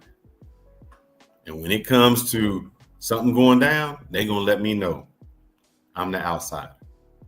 Just like if that white dude who grew up in your neighborhood is speak Ebonics and cool with you, and then when something go down, they be like, who you with? You with us or him? Right. And most black people are like, well, he ain't black. I gotta be with him. That's how it is. Guys, we had like an hour 34. I want us to play some videos, but I want, if we do open the panel, some people to come up and tell us their horror stories. And when I say horror stories, horror stories, not horror stories. Right. It's different. I know y'all got a lot of whores out there that y'all got stories about. So tell me your horror stories. And maybe we can start with the panel first. Hold on. We got a perfect video to start this off. This recently happened. He likes to tell me what he's doing, send me videos of where he's going. Marcus Forrester says he and his son Jason, 38, voice texted each other every day and many times a day, especially after Jason moved from Beltsville, Maryland to Miami, Florida. Frequent trips to the Dominican Republic led to love and then marriage to a woman Jason met there. He met the parents and so on. They got married in DR, and he started making arrangements to get her to come here legally. And that did happen. She got a visa. Forrester says Jason and his new bride struggled a bit as they transitioned from a long-distance relationship to sharing a home. Then something unexpected and shocking happened. One day he came back from work and the apartment was cleaned out. She left and disappeared. Forrester says his son was heartbroken when his wife refused to return his calls, then blocked him. He says Jason decided to fly to the Dominican Republic to talk with her family, hoping they would help convince her to return to the marriage. But after the phone call from the airport 2 weeks ago, Marcus Forrester says no one, not his family or friends, has heard from Jason. Calls to the Dominican embassy have produced no helpful information, he says. We're just very, very concerned and hoping and praying that he shows up some way, somehow. But the reality of it is it could be even worse. Marcus Forrester is in the process of filing a missing persons report in Miami, where Jason lived and was last seen. Jack.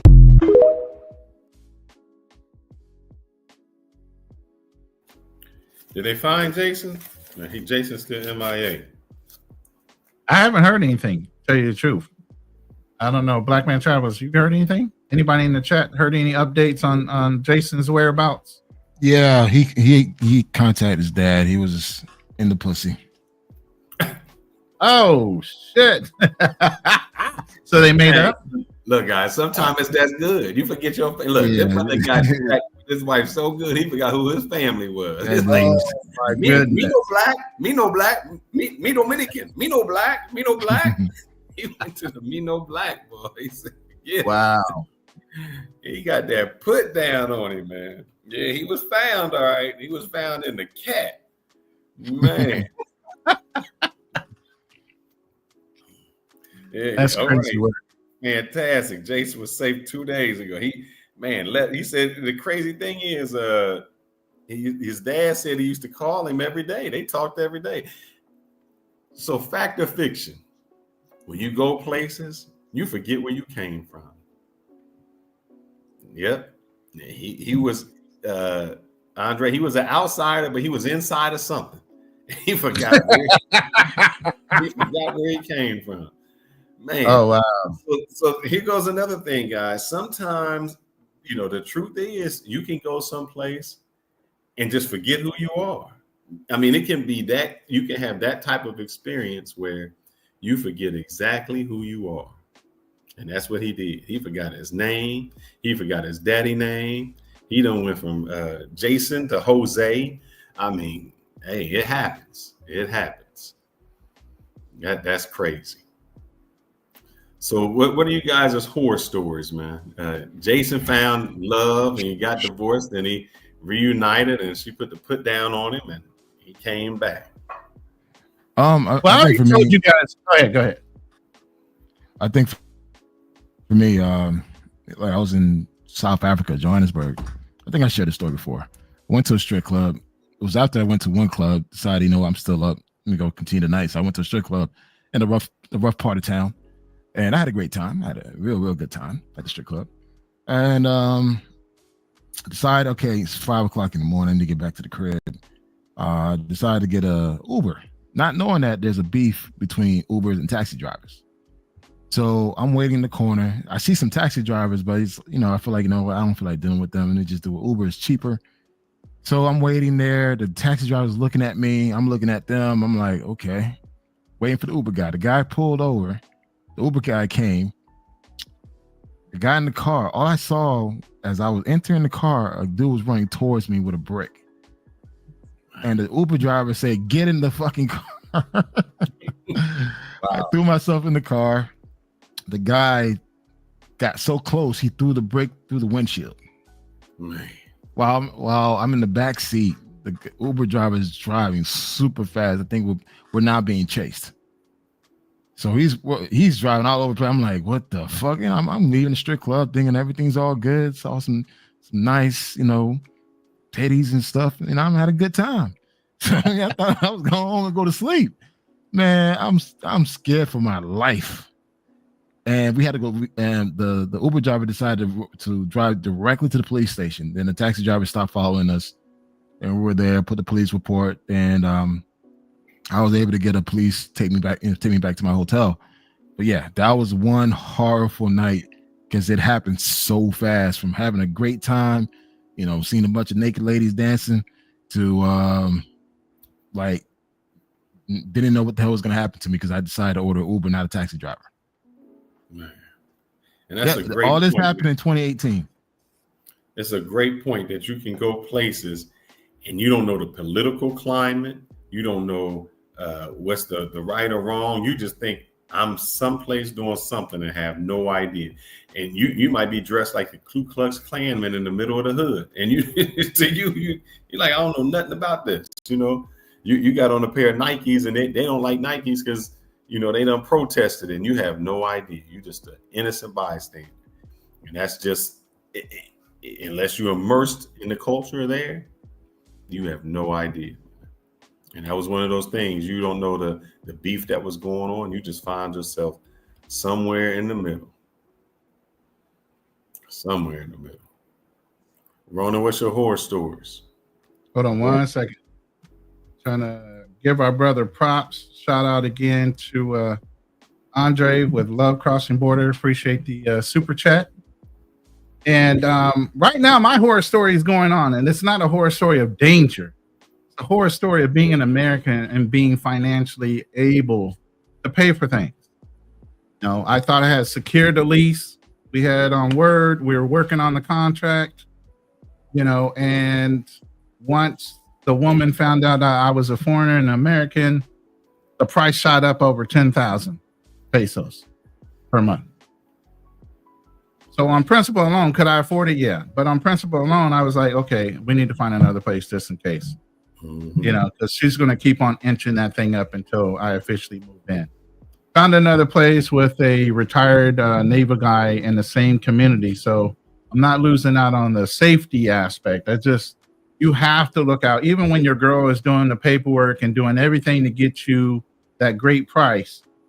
The minute you show up to do that walkthrough, all things can be changed instantly. If you get what I mean. How did they change it? I guess you hadn't signed anything. I hadn't signed anything. We were working on the contracts after the fact. So as she's writing, the realtor is writing out the agreement, the owner turns around and says, nah. They initially offered the place for 30,000. No problem. But they had dropped it when I found out about the property, 25. So once they knew I was an American, instead of them just going, oh, we want the original asking price, we're going to bump that to 35K. She ain't never listed the property for 35K. The property had been empty for almost 6 months or more.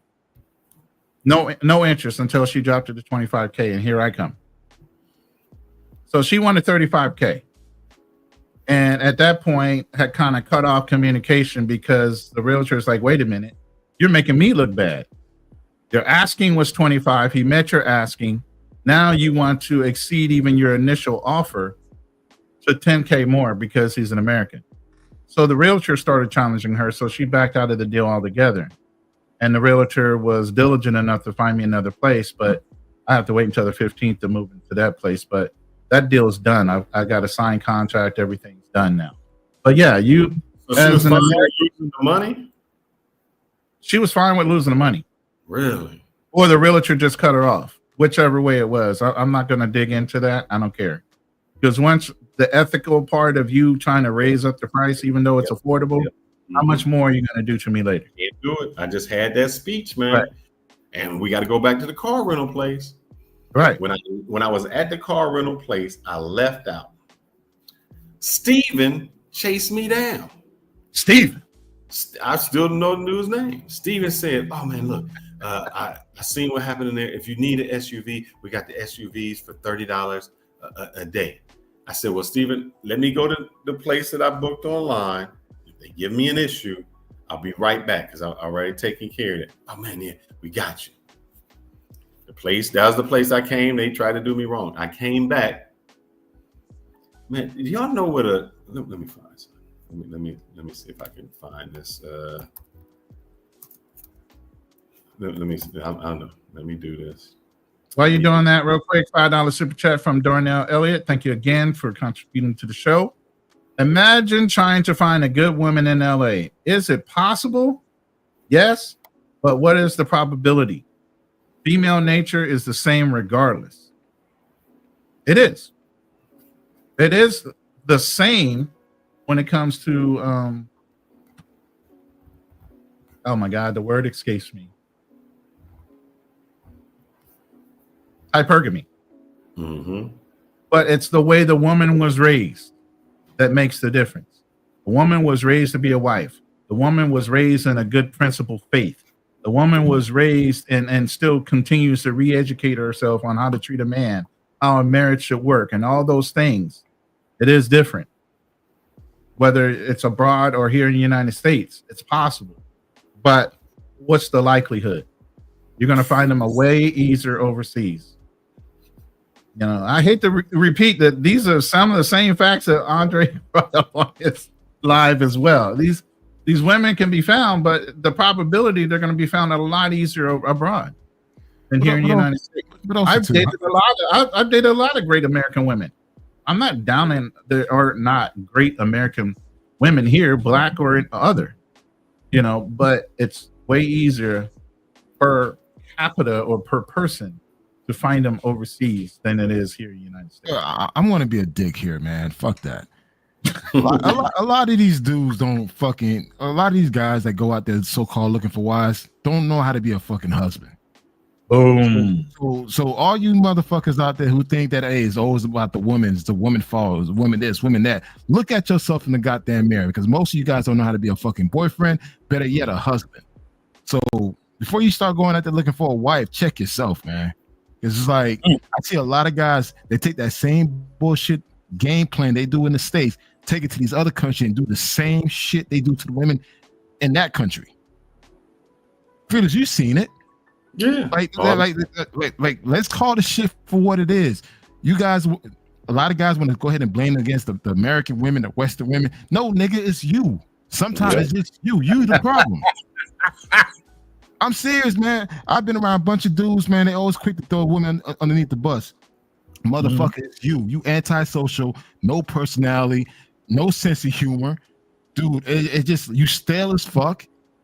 You're not willing to better yourself, but yet you think you're gonna go overseas and find a dime? Get the fuck out of here, man. Like, I'm sorry. No, look, no one, like, I know a lot of guys, a lot of YouTubers out there trying to sell you a dream, go to Colombia, go to Brazil, you're gonna find this and that. No, you're not. You can find a $5 hole. Maybe they don't pay for it. Yeah, you can pay for it. That's what they say finding. Their definition of finding is a little loose. Very loose. Yeah. That's why it's like, man, the dishonesty with a bunch of these YouTubers selling you a fucking dream and you paying for that shit, thinking that, hey, it's gonna be better. No, it's not. Nigga, if you're a loser in the state, you're gonna be a loser overseas, man. It is what it is. If you're an asshole in the state, you're gonna be an asshole overseas. I've seen this happen many times. So guys, check yourself. Are you willing to work for that person, to have that person in your life? If you're not willing to put in work, dude, go ahead and get that damn $40 hole and then have fun and take your ass back home. So let's go with this fact and fiction. The fiction is, guys, I'm going to go overseas. I'm going to be able to get this good girl and do this. The fact is, and here goes the sad fact. The Dominican, the Brazilian, the Filipino, the Thai guy, he can do far less and get far more than you as an American. Fact. You think you're doing something until you see that he ain't got to do nothing compared to what you got to do to get the same result. The only thing that without that blue passport, you could have gotten nowhere. Nothing. And I think D. Ward was talking about principle. And what I was going to show was this. I told you, Steven chased me down. Steven said, man, we got this SUV. We can get the SUV for you. It's going to be $30 a day. I'm like, all right. When I came back to Steven, I said, Steven, let's do it. Can y'all see this screen? Yeah. Brother, where is this an SUV? This is What? a Kia Picanto. I said, bro, I will take up. And you fit in that thing? No, I told him I'll take up the whole front and seats. And half the back seat. Yeah. So I said, bro, when you chase me down in the street, you said you can get me the SUV for this. He said, yeah, I can't get that price. I said, hold up. Why you chase me down? Why you tell me that? I said, I can get it to you for 40 or something like this. I said, man, here's the thing. The other place over here is charging me like $45. I'll pay that. You know why? Because your integrity, man. I don't trust you now. You told me something. Now you say it's changed. I don't know what to get into with you. I don't know. You might tell me something else and something else is different. I just can't deal with it, man. And the point that you just said right there, I'm paying more for the new place than I would have paid for the other place. Yep. But I know it's a legit place and it's with an American man, which means my banking transition and payments are going to be a hell of a lot easier than dealing on the foreign market with a foreign person. So, and when somebody does that, now I don't know if you're going to try to nickel and dime me to get that other 5,000 or whatever. Like, oh, the air conditioner wasn't broken till you got there. Whatever it is, now you're going to try to make it harder for me. Yeah. And that's where that integrity comes in, man. I can't deal with it if you've already showed your cards of what you're capable of doing. And guys, that's what will happen. You think I'm going overseas, you know? Jose is going to get a lot more. Jose is getting all the things that you're not, all the things you wishing you can get. You are happy because you were getting nothing in the States, and now she's giving you 10%. And you think that 10%, this is a little too old for some of you guys. You know, Eddie Murphy, there ain't no regular cracker. That must be saltines. What you put in that cracker? Ritz. The Ritz. If you starve and somebody gave you a cracker, that's the best cracker you had because you never had it. And some of you guys are starving for attention, and somebody gave you a little bit of attention, and you fell in love over it. Fell in love. That's the fact. Well, she's not doing anything in essence to get you, and you think she's doing everything.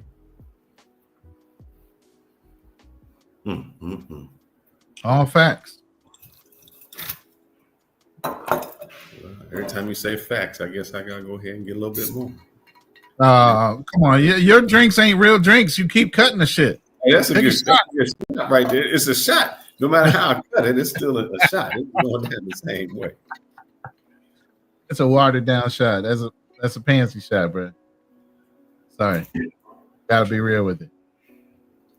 Hold on, I got another video. He said a girl once told him he's a great boyfriend, but would make a horrible husband.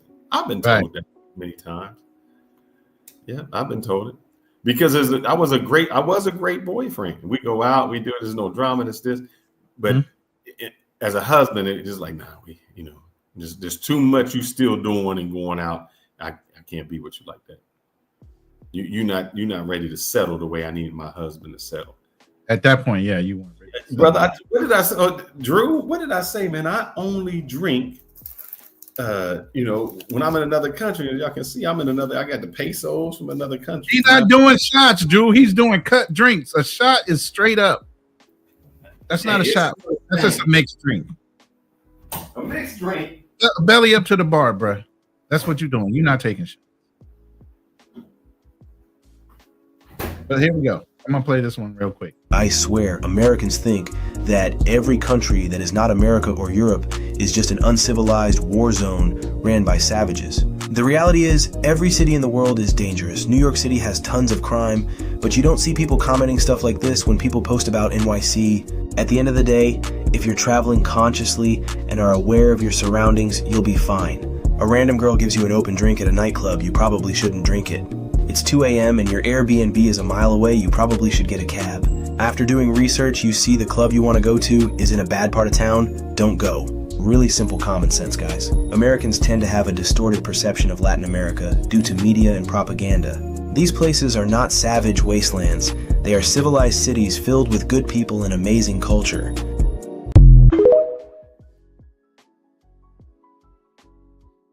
There it is. That's all facts, and I've been guilty of that same thing. I can tell you. I've been in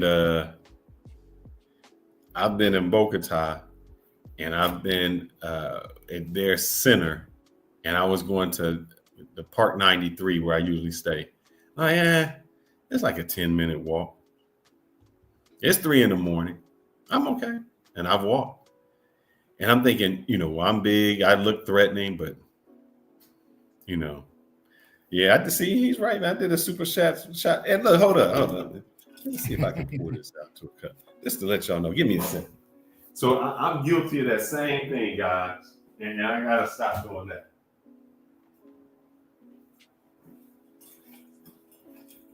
So I'm just gonna prove something to y'all. So we're gonna take this. Oh, wait, hold on. And there's more. So look, there's still more in here. I just filled it up. So this is way more than a shot. Just because I'm cutting it, I'm still getting the same shot. That don't mean that. You cutting it and you're sipping on it. You're doing the little teetotal thing. You ain't shooting it back, bro. That's a shot. A shot is you take it back, hit it to the head, and you done. So it matters how fast I drink. Teetotaling talking about you taking shots. Not the same thing. I'm getting a shot is just the amount of alcohol. That's all. And I'm doing the amount of alcohol. I do a little mixer, taking it down. Oh man! All right. Ice yeah, water. Thank you, Drew. It sounds like a lot of ice up in there. He not only did he cut it with the Coke, he got the ice up in there, ice water. Just not the same thing. It's not the same thing. If you've been to DR, you know that everything is cold. Even your Presidente. Presidente is ice cold. I'm gonna break that one open a little bit. But I think that is true. What they try to say is, and I've heard it so much, that these countries you go to are dangerous. Every country's dangerous.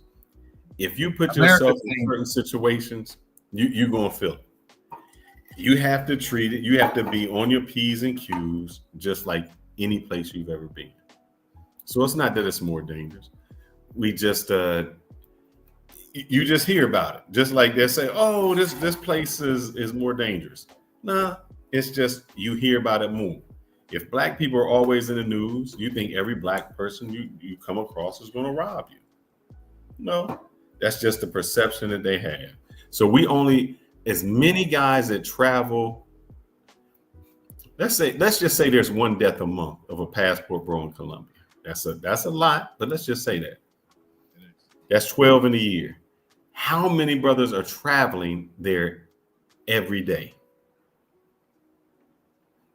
You get on there, it's 1,000, 5,000, 10,000. We're a lot of people. So, that's the issue. And I think that becomes a lot of American people's excuse for them not to be able to travel somewhere. Yeah, but if you look at the ticker in any major city, more brothers are dying there than they are abroad. Plus, you have to also look at the average of how many black men in America actually have passports to begin with. So the odds just start getting smaller and smaller and smaller and smaller. So is it dangerous? Yeah, it's dangerous to stay in America too. You're being hunted in America more than you are overseas. Yes. But here go the thing. Remember I told you the guy that I met and he came to my city and he was able to find, whatever he was looking for. Y'all seen the video of Colombia where brothers is down there fighting. And why travel all that way to go fight with somebody over a chick? Enjoy yourself.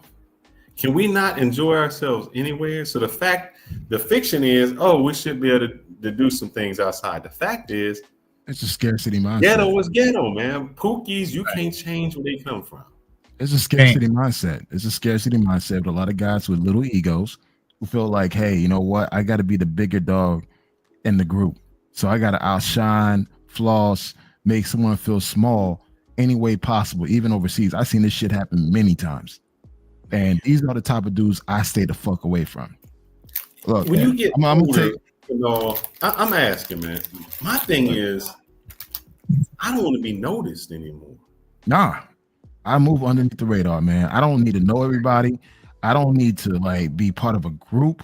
I'm good. I don't want to be a part of the group because then that means, in my mindset, I gotta watch out for everybody. And some of y'all don't. Y'all ain't even worthy of me watching out for you.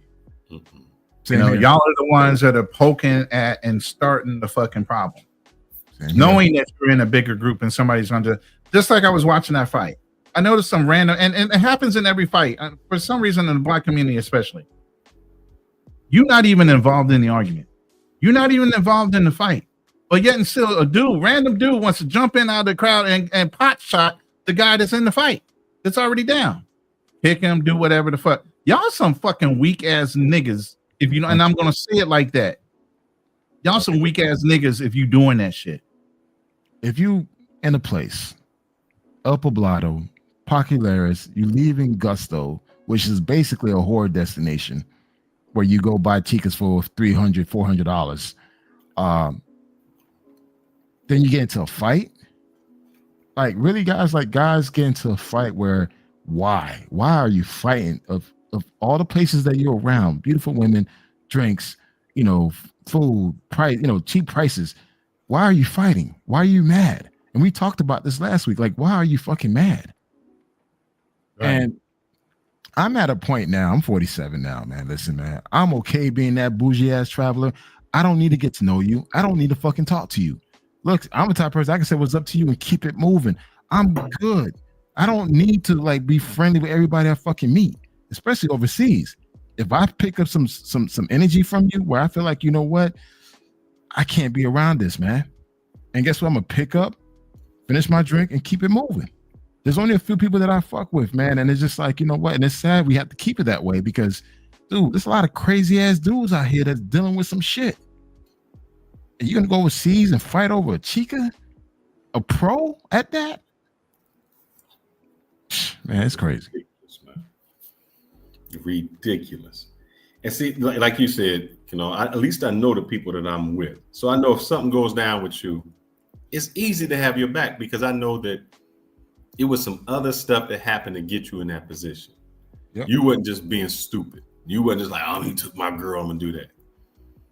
That's easy, you know, to roll with that type of person. The other, I just don't understand it. Scarcity, you put that up, you can put that up. Scarcity mindset is why a lot of black men ask, do they date black men? Their scarcity is why they try to make another man's girl, take another man's girl in the country. Yeah. I don't care. I've never asked if she date a black dude. I just go for what I got to go for. Oh, and there's been a lot of times that they didn't date black guys, but they dated me. they didn't date you, but they dated me. It's just how y'all approach, man. That whole, I told you, I think it's very difficult, and it's the scene. I think it's very difficult for black men living in New York to date Dominican women that live in New York. Because every time I've gone up there, all the Dominicans are like, they so ghetto. So they think every black guy that lives in the entire United States is just like them. And then when they meet somebody like us, they're like, you're not. I mean, it's a mind-blowing concept. It's like, what? You're on the beach with sandals and not Timberland boots? I mean, how does that happen? So it's an entirely different concept. And I don't ask, I just go for it. Because just because she don't date you don't mean she won't date me. Right. Facts. And I don't even, you know, I don't get mad at a girl. Man, like back in my day, if I brought a girl home on the first night, I don't even get mad at her. Because just because she did it for me, she didn't do it for everybody. She didn't do it for you. That's how it was. I don't get mad at her because I know whatever I said, whatever I did, it was an attraction that you couldn't do. And what she did for me, she's not doing for you. I'm sorry. It's funny you said that because I'm the same way. I've been with people who they say they never been with a black person. I'm their first, literally, and I'm like, why you chose me? It's like, you seem pretty cool. I like talking to you, and I like the vibe you're giving. One thing about me and Phyllis experiences with me, when I go out, I like to have a good time. I'm chill. I'm not trying to fight anybody. Let's just go out there and just have a good time. That's the energy that I bring to the table. And when I'm traveling, it's 10 times that. Dude, we went to in Cuba, we went to that warehouse spot. We took over that bar, and they was spilling all type of drinks on us.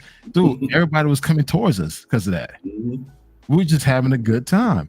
At the beach, that bombshell of a woman that tried to cop block, try to come as a vulture and come take the damn prize.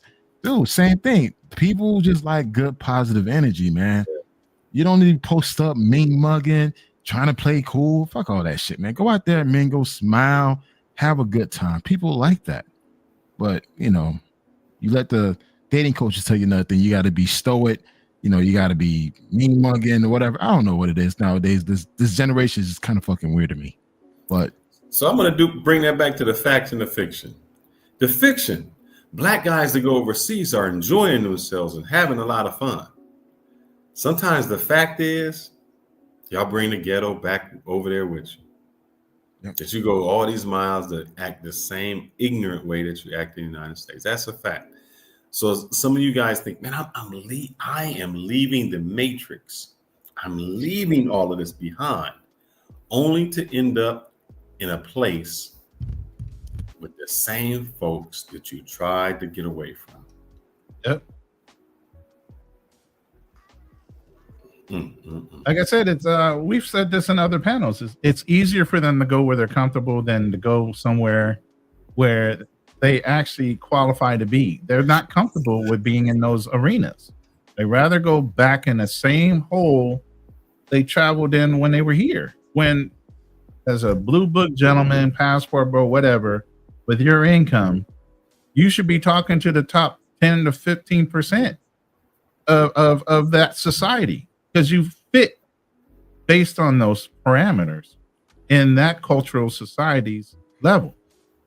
Why are you still going in the hood? They want to go to the hood, man. That's the first thing they want to do. They want to go to the hood, post up on the wall, right, with a bottle of Hennessy, with that cigar in their mouth. They want to post up. That's what they want to do because they do that shit in the hood. They do that shit back in the States. The same shit that you do in the States, you're going to take it overseas. If you're into fine dining, lounging experience, quality experience, you're going to take that same experience mindset overseas. If you're into that hood shit, you're going to take that shit overseas. The same thing.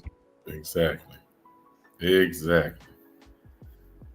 I'm trying to, if I can get on here, but hey, I will say this, man. I don't know if she should let me roll. We were trying to prove something, me and the wife. She was trying to prove something to one of her friends, and I was trying to prove something to some dudes. On the dating sites here, it is different. It's entirely different. Oh yeah, they got dating sites in DR. They got what? Yo, you know, like the Tinder, the Bumble, the. Oh, okay. Entirely different. At this point, you know they got dating sites in the DR. Listen, I mean, just the quality you get entirely different. You're gonna find. I'm trying to wish I could bring something up, but it's just a whole different ball game. But here's the thing, guys. They not going 50-50. What you think you getting, they not doing that. They not doing it. And the weird thing is, I've seen some guys, like the guy I met at the airport, which is the weird thing. He came all the way here. You know, you think you in DR, you would meet. He said from Europe. She's from Holland. She like, you know, I don't know what the weather's like in Holland, but she liked the DR. He's from the States. They came here and met and enjoying themselves. So you know, you can meet people in different places that act entirely different. Yeah. I know we was talking about horror stories. We're gonna do thing. I don't want to stay on too long. I'm trying to get to the beach tomorrow. We're gonna do a quick shots with people who have their horror stories of their saddest or something crazy that happened during their travel event. If anybody has this in the chat, we just want to hear your story. We'll stay on for a few more minutes. We just want you to pop in, pop out, tell us a horror story. We've talked about ours. The crazy things that have happened to us. We want to hear, your fact or fiction, what you thought about, what YouTubers didn't show you, what you thought was a lie. And I will say this, I watched a little bit of Austin Holloman, and his whole concept of change. He's like, yeah, I didn't tell y'all guys this, and this how it was. They try to get me with the Chinese baby, all this other crazy stuff. And he was selling the dream, and then his reality hit. That you got sneaky, conniving people everywhere. They tried to, he said some video, they tried to rob him or take advantage of him at his house or apartment, extort him. That's what it was. They extorted him. So it happens. We're going to have Passport Blueprint coming up. Sir, we want to know about your horror stories, fact and fantasies of what you thought was over there, or what happened was over there to be true, what you found out to be fictional, what's something crazy that happened to you. Salute to the three wise men, first off. Let's talk about Amman, Jordan, the land of scams. Oh, really? Really? Oh, yeah. Oh, see, I don't want to say the J word, but they're good for that too. Get off the plane, grab my bag, heading out. And by the doors, you got all these taxi cab drivers. So I pick one of the dudes. We go up. His car's in the garage. So I was like following up. Next thing you know, he gets in an argument with some dude. And I'm like, what the heck is going on? I'm trying to get to my hotel. I'm tired, because it's such a long flight. Next thing you know, guys looked at me, said, need your ID. I said, well, who the fuck are you? And then he pulls out his badge. I was like, what the fuck did I do? I didn't do anything. Then I looked at his badge, and I looked at two cops nearby looking at us, and they got the same badge. I was like, oh, shit. What did I do?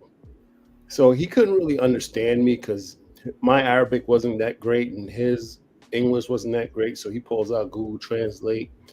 He's like, I need to see your ID. So I give him my passport.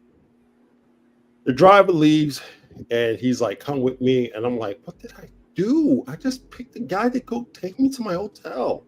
It's like he writes down on his Google Translate, you got to be held accountable. I said, accountable for what? I didn't do anything. What the hell? Accountable? I'm like pissing in my pants at this point. I'm like, I explained to him, I said, look, I went, got my bags, and there was drivers out there, taxi cab drivers, so I just picked the taxi cab. So I'm following him. We're going in the escalator. But what it turned out is he took me to the correct taxi cab stand. That's where he took me. And then we just kind of laughed it off. Gave each other a hug and all that other stuff. So everything was good. Now here's part two. I get to the cab, I got my stuff. I'm walking to the cab, cab. It's like, yeah, go take this cab. I was like, cool. So I walk to the cab. He got the trunk open. Some dude comes over and just takes my bag off my shoulders, grab my stuff, and he puts it in the trunk. And it wasn't the driver. It was some dude. So I go in the car and sit down. He's like, give me a tip. I said, for what? Give me a tip because I took your bag. I said, I didn't ask you to take my goddamn bag, bro. So the other driver's like, get out of here. So we drive. And this little bastard, he's doing the same. And I had this experience before. They will tell you, don't go to this hotel that you booked because they're either closed or it's in the bad or this and that. Go to this hotel. End up like a 5-star hotel because when they do that, they get a cut from the hotel. Yep, they get a commission. Yeah. So I was like, no, I want to go to this hotel because it was a 2-star hotel. I chose this particular hotel because it was right in the middle of town where the sites were at. And if you go back in my videos of Jordan, you'll see the sites where I went, where it was in walking distance of the hotel. So I get there, he's talking about, oh, you give me a tip. I gave him a tip. And then he was like, bigger tip. It's like, you motherfucker. Oh, hell no. Give me my luggage. I'm out. So because I don't want to be on the losing end, and I'm in Jordan and stuff like that. Gave him a little extra, and I just like, get out of here. But the end of the story was really great because at that stage I just started using Uber, which I highly recommend everybody just use Uber when you go overseas. When I left a couple days later, I left and I told the Uber driver about it. The Uber driver apologized to me about how these drivers were. He was like, I'm really, really sorry. I apologize. Because these guys giving us a bad rap, you shouldn't be going like that because you guys are coming over here, you're spending your money and this and that. And it's not like the Jordanian dollar is stronger than the US dollar. They just out there just scamming left and right. But all places are like that. And you say use an Uber, I do understand that, but here's the thing. When I fly into Medellin, you get to the airport, you get an Uber. They'll come to you, and then they say they're going to cancel. Or what they say is you got to give them extra money for the tolls. Now, it's supposed to be included in the price, but that's how they get you. What they'll do is that before they about to pick you up, they call you. And they say, this is your Uber. And they'll be like, yeah, I need extra money for the tolls. If you're like, nah, you don't know, you don't. They'll do two things. You'll see their car sit where it won't move because they can't. I guess if on Uber, if you cancel too many times, it's bad on them.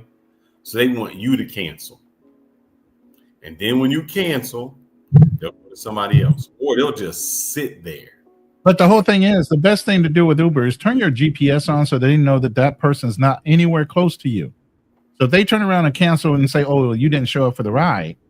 No, they just sit there. You'll just see them sitting. They'll sit 2 minutes away from you. But you can cancel the ride yourself and just go to the next booking. No, that helps them. They want you to cancel the ride.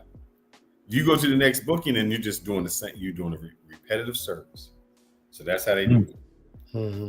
Another scam is, guys, look. All right. So I know what this is like. I have US money all the time. I know. I feel it. I know what it smells like. I know what my greenery's like because I touch US dollars all the time. How often do you touch foreign money? Do you look at the foreign money? Do you know what a real foreign money looks like? Sometimes the scam is they'll give you some change and ain't all of it correct. They'll put some false. I had that happen to me in Colombia where I swear I paid something with the 500 or whatever it was. And I swear the woman went back and came back and was like, yeah, this one's false. I'm like, man, hold up. I know what I gave you wasn't false because I got that out the ATM machine. Well, what you gave me isn't false. I was like, damn, that's how they scam you. So their scam is on the money scam. You got to watch out for that. They don't tell you those things over there the little games that we're just not accustomed to getting played on. I'm going to say this real positive story. D Ward, thank you for the $10 super chat. My coffee server turned out to be the woman who owned the restaurant. Her husband, a multimillionaire who owns a furniture store and several shops. The humbleness of people is amazing. That's a great story instead of a horror story, but they're all over the place. That's the thing about, foreign people and a whole. They're more humble about their position and station in life, more so than braggadocious and peacocking it out and sticking it. Do you know who I am? Does it really matter? We see you in the back, Darnell. We'll bring you up in a minute. You got any more horror stories, Passport Blueprint, or any advice you give to the people? Yeah, Petra. I went to the ancient city of Petra, where you guys probably seen some of the movies like Indiana Jones and Transformers. They did some of the movie scenes over there. If you ever go there, they'll tell you when you buy your ticket, it also includes the horse rides. No, it don't. do the horse rides. Do not ride the horses. They mistreat those horses. I'm a big lover of horses.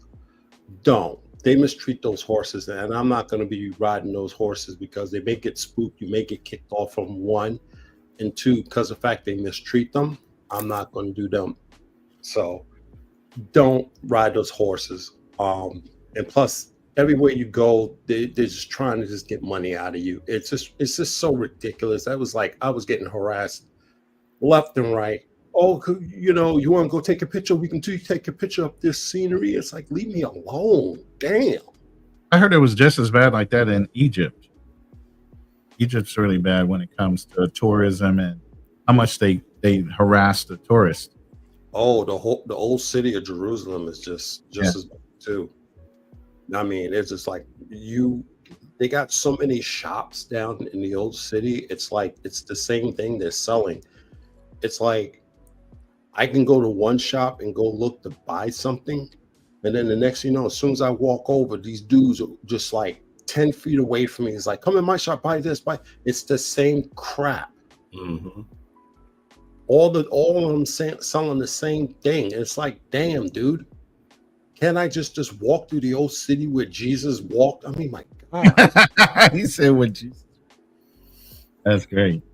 This other scam here is I've never seen so many people get paid for not really doing an official job.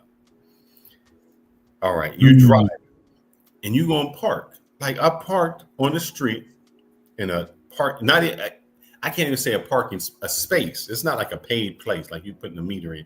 It's just you drove by, you seen a spot, and you backed in. As soon, and I know Kanal, you know gotta be this. As soon as you park, some dude walked over to where your car was.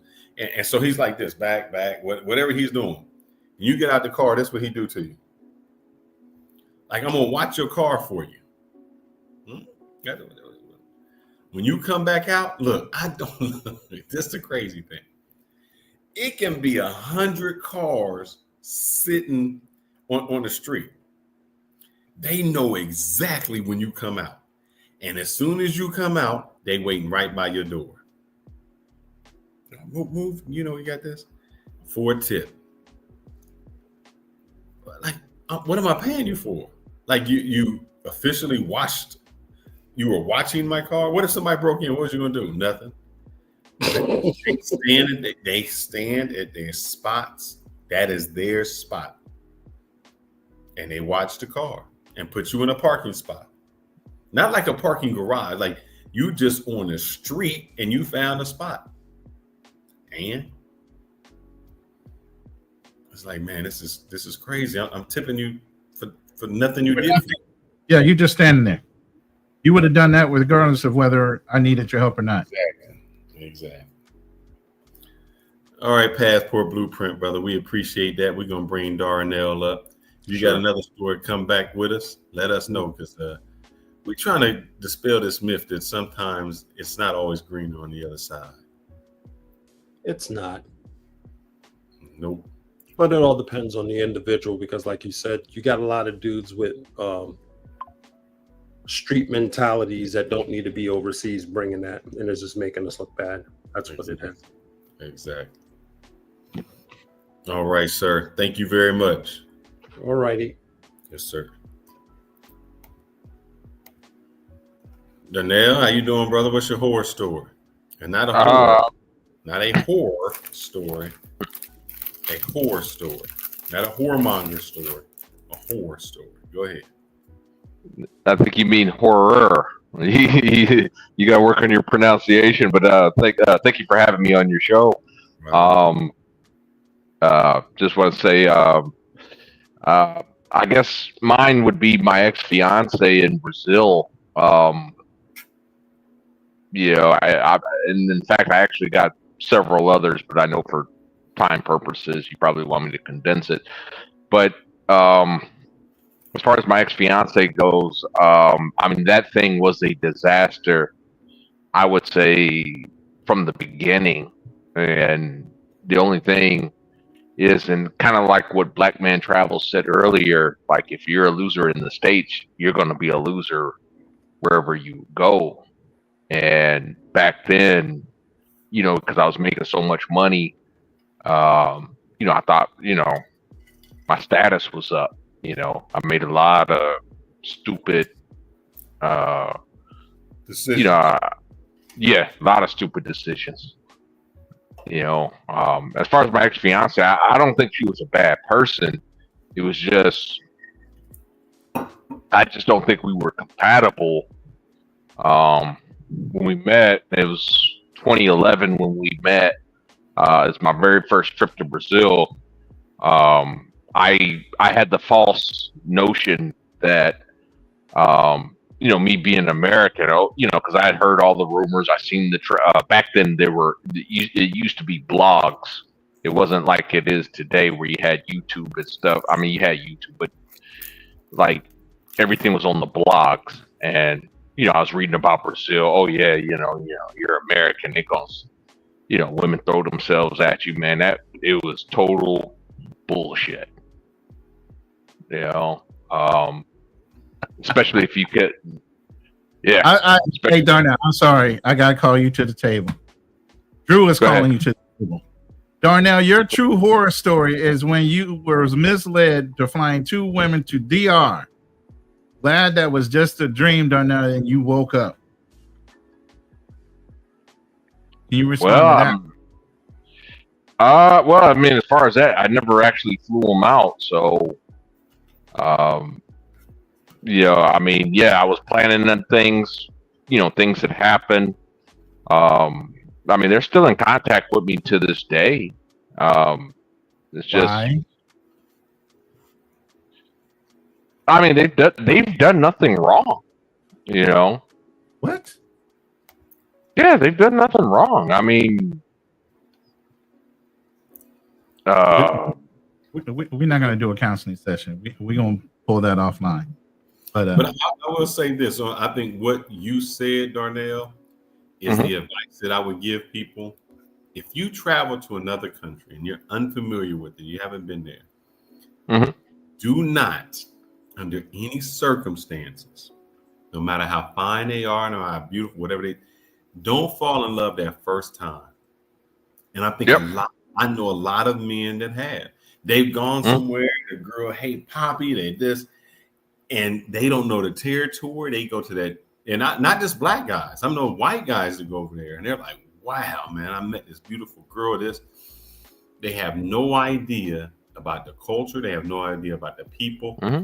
And from that first girl, they are like hooked. They not going anywhere. And I think that's the mistake they make, because you just don't know the culture, you don't know the people, you don't know the language. And we feel that we've gotten so much attention and so much, we feel so much appreciated because we are lacking that attention and all the things in the States, that when we get there, when they show us that, I mean, it's like your whole world changed. Oh, and you're absolutely right. They know what we lacking, and they just give us a little bit. That you know, you see the memes where girls like, oh, baby, it's my birthday, you know, I want you to come. The guy's like, I can't come. She's like, but Papacito. And all of a sudden they packing all their stuff and they jumping on the plane. We're not used to that. And so that's my warning to guys, that when you go someplace, take it slow, man. But we all guilty of it. We're all guilty. I mean, a 10 out of 10, body, you know, fine, her face is fine. You ready to post every Instagram picture with it that you can. It's just how it happens. Yeah. I mean, I'm sorry, Ronan, go ahead. No. If Tanzania Tony came in, he said has a YouTube channel. You guys need to go and subscribe to it.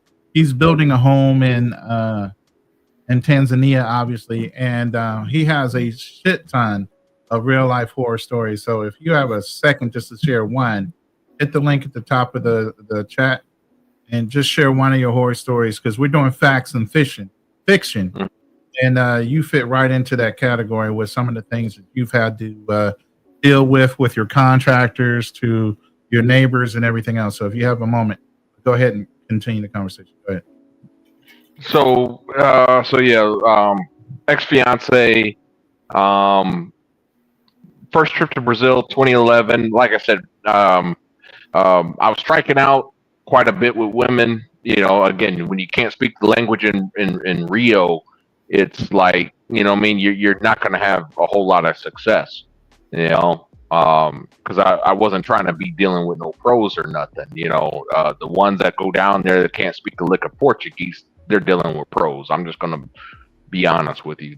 They're lying to you, talking about, yeah, you know, oh yeah, it's so easy down here. I don't speak no Portuguese. Man, they full of shit. Hey, Right. Darnell, before you continue, can I just co-sign that? Yes, sir. I completely agree with Darnell. Majority of guys that going to Brazil, they're in one particular area called Copacabana, and they normally go to one particular area of the beach, Post 5. That's where all the pros are. They go to Mabs for their dinner every fucking day. Eat the same spaghetti and cheese bread. I'm telling you what this is. What it is. This is the Brazil that they sell. That most guys, particularly black men, will normally do. They'll go to Post 5, the beach area. That's where all the pros hang out. Then after that, they'll walk their ass 2 blocks down to Mabs, which is another pro destination, but it's a bad place to eat. The worst food ever. But they'll eat there because they can hang out.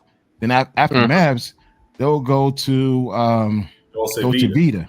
Yep. So they go to Dolce Vita. That's another pro spot. So all the pros are literally circling around from the beach to the restaurant to the club. That's Brazil 101. Now, granted, if you want to really explore Brazil, you could actually go out to Lapa.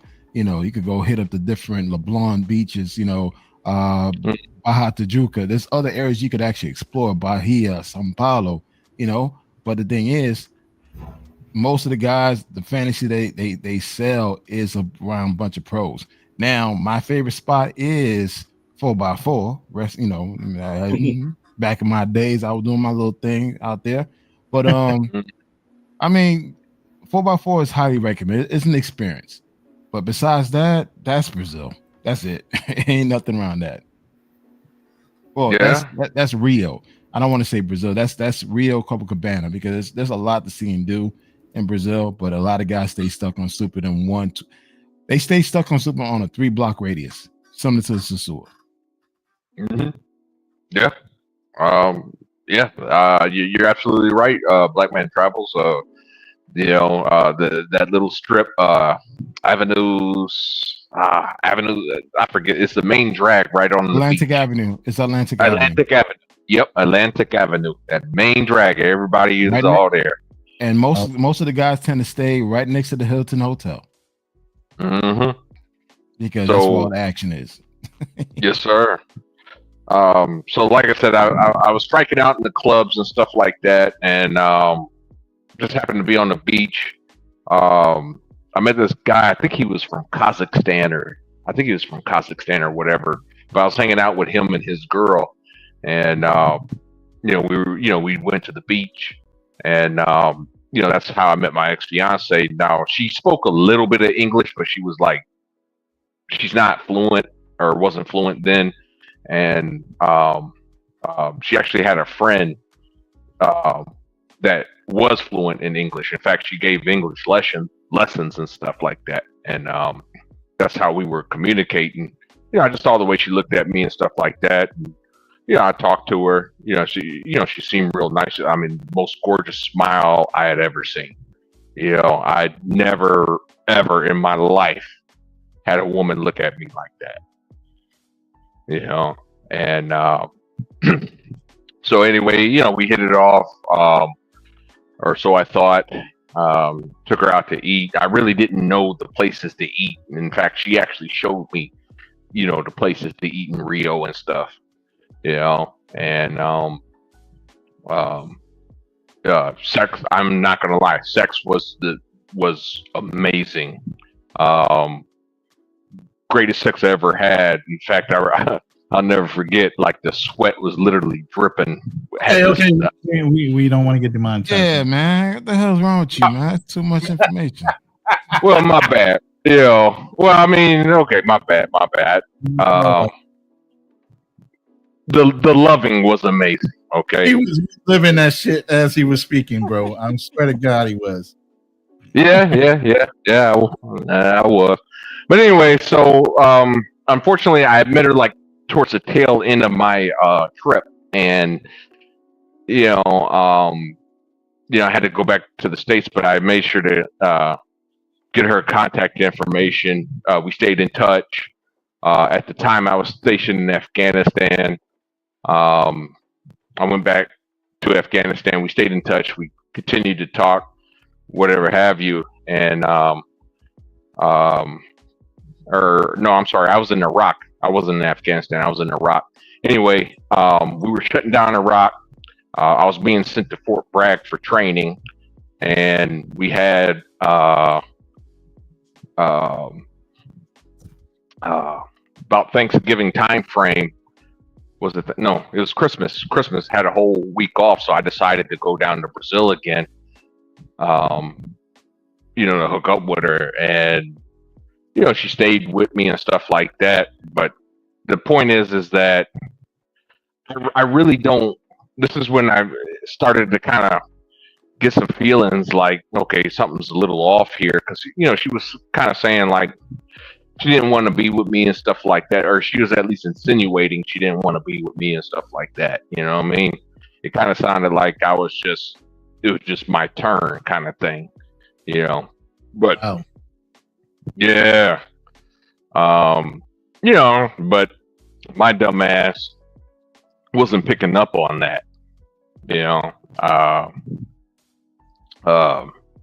she because she was telling me stories, and what I had assumed was, because I was trying to assume things, and that's where I went wrong. But because she had a local boyfriend, this is before we had met.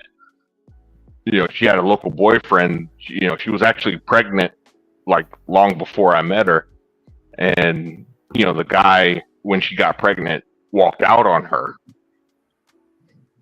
So she,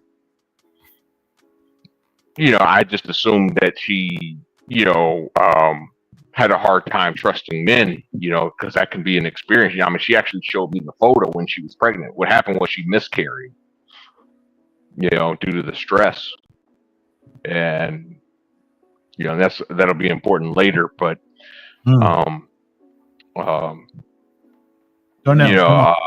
we got to speed this up.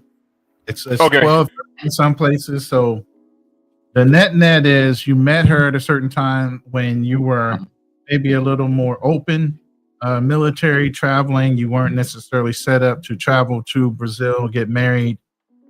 You finally did get married, correct? No, we never got married. I proposed. We had an engagement party. We were engaged. Okay, and this is all why she kept a boyfriend that was local. No, she didn't have a boyfriend at the time. Okay. No. The boyfriend was that got her pregnant was way before me. It was like at least 4 or 5 years before I had met her. Here's some red flags you already started talking about. You got involved with a woman that was already pregnant by a boyfriend that left her in the middle of her pregnancy or after the baby was born. No, the baby was never born. She miscarried. Okay, but isn't that already a red flag for you?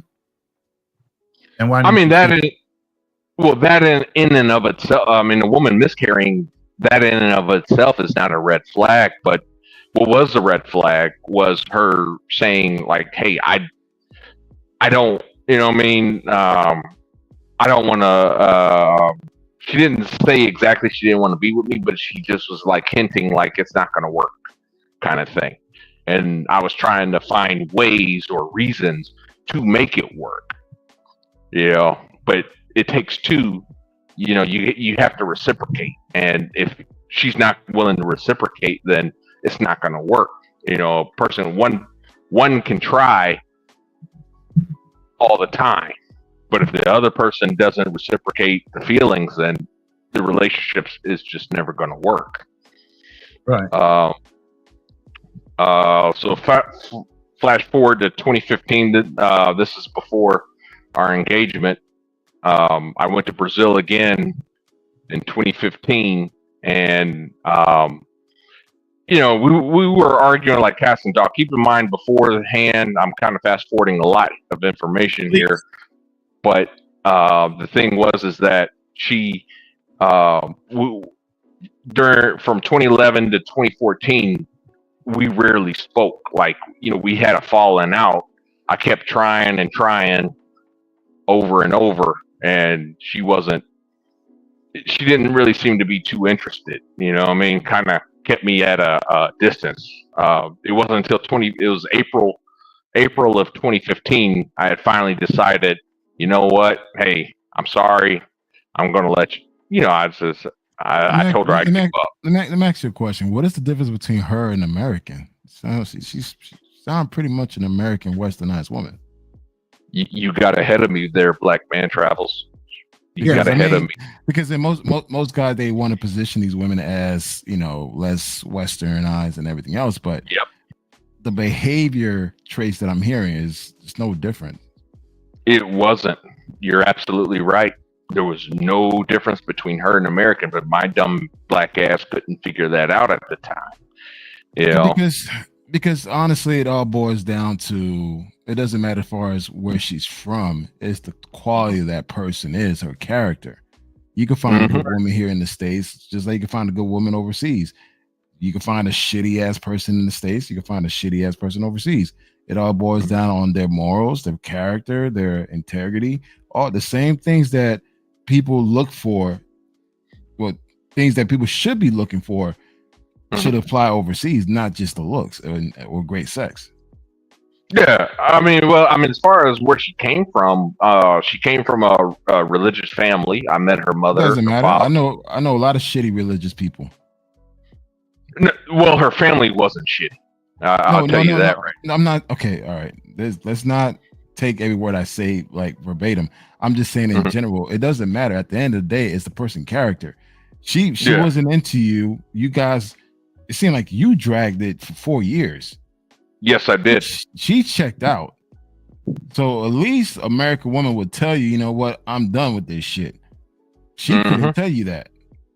Nope, she didn't. She finally agreed to marry me in 2015. It was after I had given. The thing was, I had told her, hey, man, I give up. At this point, right? I finally decided to move on. That's when she started trying to talk to me and stuff, was when I was trying to move on. And playing games. Yep, she was playing games. Was that your last relationship? No, that was not my last relationship. It was like the last how would you put it? The closest award that I got married, the last most serious relationship, if that makes sense. Then that was your last relationship. There's no serious or play relationship. A relationship is a relationship. Well, it wasn't. I'm not trying to say like play relationship. It was just okay. I dated women after her. Yeah. Okay, you could date somebody. It doesn't mean that you're in a relationship. Like for me, I could say my last relationship was this person, but I was still dating. I was still getting it in. But as far as relationship wise, she was your last relationship. If you're fucking other people, that's okay. All right. No, I dated. My last relationship was a woman I dated in Mexico. Okay. In San Luis. So getting back to her, she convinced me to fly back out there. I stayed at her place in Sao Paulo. She moved us from Rio to Sao Paulo, and this was 2014, 2015? God damn, I can't even remember. But the point is, we're in Sao Paulo. I'm staying at her apartment, and kind of like what Black Man Travel said earlier, about a woman doing the bare minimum, cooking, and you're pretending that's a flex. That's why I agreed with Black Man Travels. When it's like, because I was like, man, this is a woman that's cooking for me. No woman's done this for me, everything seemed great, but we kept arguing over stupid shit, dumb stuff. Like every time we would go out, she would accuse me of looking at another woman, for example, when her and I were just walking down the street. I see you looking at that other woman. And I was like, what are you talking about? Couldn't go anywhere. It got to a point, I didn't feel comfortable leaving her apartment. I said, you know what? I'll just stay here. I'll play video games, watch TV, won't leave the apartment. Yeah. No, bro. Well, she can't accuse me of looking at another woman if I'm in her apartment the whole damn time, right? Or at least that's what I was thinking. So you become a hermit. Well, pretty much. I was trying to keep the relationship, I wanted to show her that I'm not interested in other women. I'm not a fucking sex pat, You know what? This is what a lot of guys go through overseas. They don't want to tell you that. A lot of men are dealing the same bullshit that you just dealt with overseas. A lot. But they're not talking about it. Nope. No, you're right, Black Man Travels. They're not talking about it at all. And like I said, she got mad at me because I wouldn't take, we weren't going anywhere anymore. And to this day, we get on a long bus ride, for example. And I'll tell you this is what I still have PTSD taking buses. Because I'll tell you guys what happened. We went to Parachi. It's some small little town in the state. It's in the state of Rio de Janeiro, but it's not like the city. It's like a tourist town. It doesn't have all the passport bros. They wouldn't know about it. It used to be my favorite little spot because it's gorgeous. Beautiful waterfalls, etc. Anyway, on the way back from there, we're on the bus. The bus was practically full. We couldn't get seats together. She asked me, "Hey, we can't sit together. Do you want to get wait until another bus comes, or do you want to just get on this bus?" I just opted to get on that bus so we can just go. But the thing was, I think she kind of planned. I don't know. Something just seemed off. Like the dude she was sitting next to, like they were just chopping it up like you wouldn't believe. I'm just sitting there. I ain't gonna lie. I started getting in my feelings, a little jealous, and but I didn't say nothing. I just stayed quiet. Why were you were feeling a little jealous and? Why you were getting your feelings? Because you were trapped in your house. The fuck? You never got out. No. We're on the bus. We're on this story. We're on the bus. At this point, you had already been a trapped soldier for a while. Yeah. So, but you got months of trauma that you need to go through. I'm serious, bro. I hope you were going through therapy. Real quick, D Ward wanted to do a little pushback for $5. He said, I have pushback just a little bit. Overseas, it's possibly, or it should be possible to marry the first girl off the plane and live happily ever after. I don't know about all that, D Ward. We agree with a lot of things you say, but that one's stretching. I mean, hey, anything's possible, Ronan. You can win the lottery, but again, it's the probability. I mean, you could marry that person. Doesn't mean you're gonna stay with that person. I mean, getting married is easy. Yeah. That's the easy part. Is having a successful marriage. That's when that takes work. But look at us over there struggle streaming right now. That brother got a whole blackout and he's still trying to be online. So we're gonna cut this short so we can end this on a good note. Appreciate your story, Darnell, but we got to get you to be a better storyteller. You got all these experiences. The lights came on. That they don't tell you about. Yeah. All right. Well, I mean, to sum everything up, I guess I'll be skipping over a lot here, but I'll sum it all up. But basically, when she found the dude that she wanted to be with, you know, she finally cut me off. We still stayed in contact. It was kind of weird. Why would you stay in contact with a woman that treated you like that? Well, it wasn't like I was hitting her up like that. She would just hit me up every now and then, and you know, send me a message. You should have blocked her, man. You should have blocked her. Yeah, I mean, I should have. I should have, and I didn't. You know, you don't contact exes ever. For what reason? Unless you had children. Yeah, like I said. Yeah, she. I mean, she. Yes, she did. No. You know, with that Unless guy. you have a kid with that person. Oh, there's no need for you to talk to your exes. No, you're absolutely right. Like I said, that was a mistake on my part. You know, and but the thing was, what pissed me off. Keep in mind, like I said, she left me for this other guy, right? And she married him. Everything. At this point, I don't think we talked for, I want to say about a year. You know, I wrote her off. 2020 hits, and she hits me up, you know, out of the blue. Let me ask. It was around pandemic time, right? Yeah. Of course, she's going to hit you up. I don't think it had to do with the pandemic. It had to do. It had to do with her pregnancy. She was pregnant with her husband's child at that point. And what do you remember? Yeah, why is she calling you? What you got to do with that?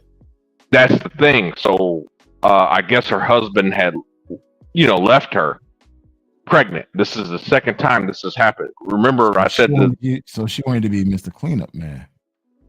That's what she wanted. Yeah.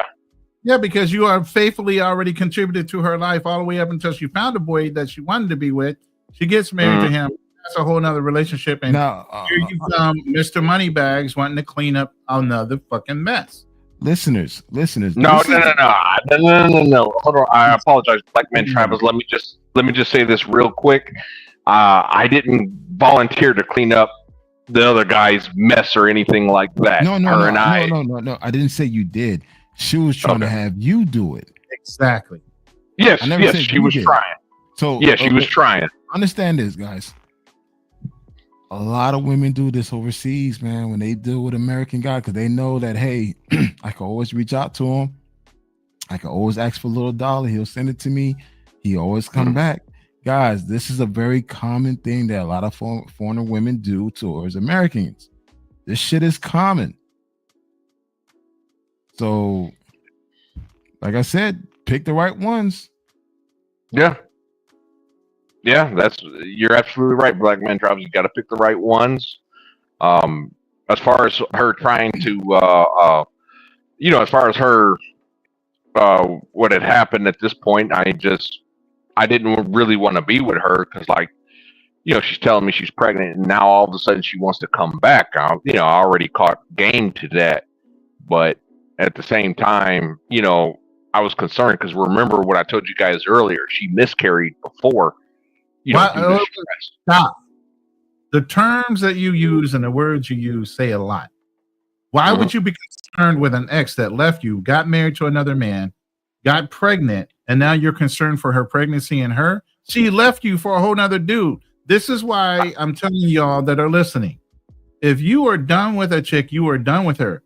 Take her out of your Rolodex. Block her on all social medias. You do not need to be recontacted by this girl at all. For what reason? Besides to subject yourself to being taken advantage of yet again. Because I made a promise.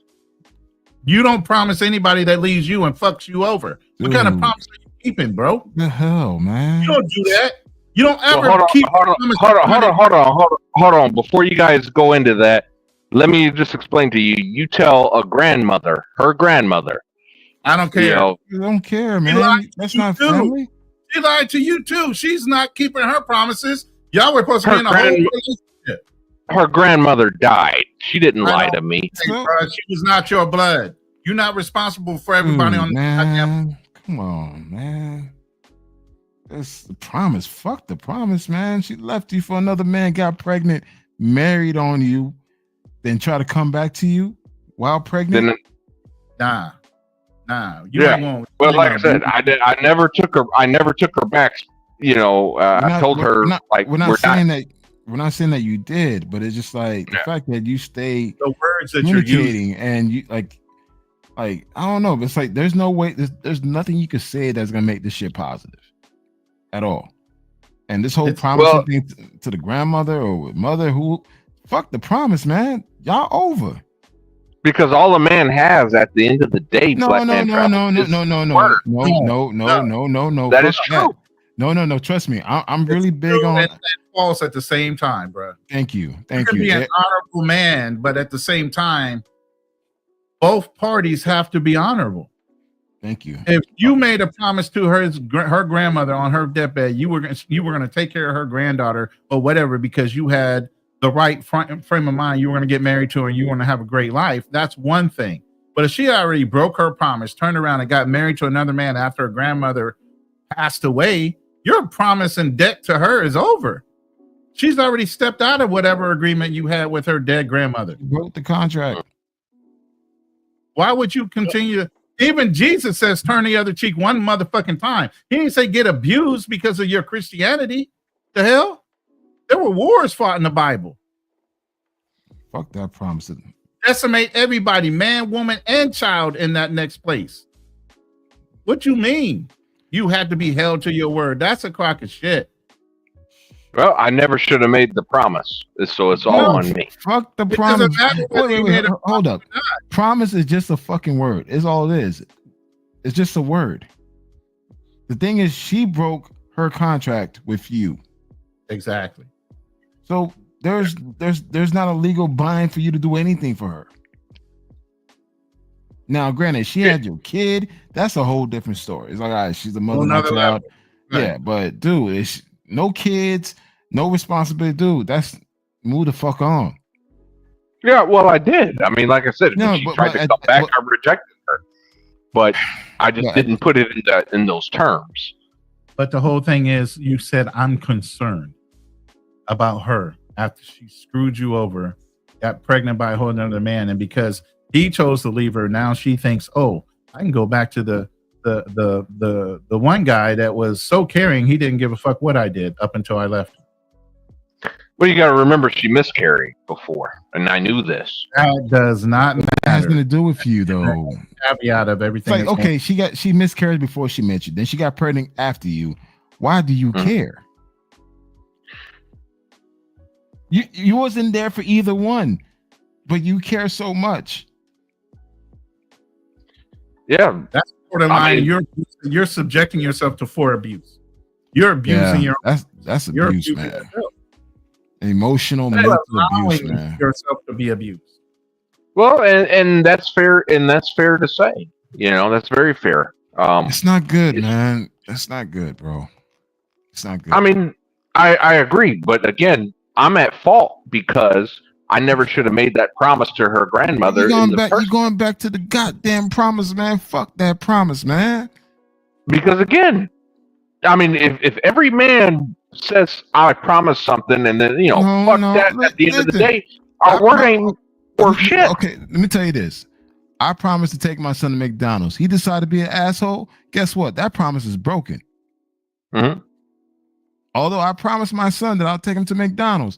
But you know what? If he chose to show his ass at the damn grocery store, you're not getting no fucking McDonald's. Yeah. That's it. She showed her ass to you. That promise is gone. Facts. Yeah, the terminology you use in past tense, that should not even be used. There should be no concern. She wasn't concerned for you. She wasn't concerned for your feelings. She didn't concern herself with the promises you made to her grandmother. Why should you even be concerned? Why should you care? This is what I'm telling the guys that are listening. I let this be a lesson to anybody listening is going. Let these women go. The big head call, like Kevin Samuel said, and we've all heard it. Hey, big head, us all of them doubling back. They done circled the motherfucking block however many times. Hey, big head means I'm done fucking around. I know you're the sucker that will take care of me. Come take care of me now that I'm done doing whatever the fuck I want to do. Yeah. Well, I mean, I didn't take care of her, but I mean, I did help her out in her time of need. Oh my god! You know? Oh my god! Oh my god! Shit, man! God damn it, boy! Oh wow! Y'all run this back. You need to run this back too, Darnell, and listen to what you're saying when we're saying other things. You know what? You need to run this back. After we end this, Darnell, after you end this, please listen to the playback. Please, and listen while you're in a room doing nothing. Just sit there and listen to the replay, because you got to listen to yourself, man. It's sad. It's very, very sad. Well, it might be sad to you, but I'm just going to be. It's sad to everybody. Everybody who's currently listening right now.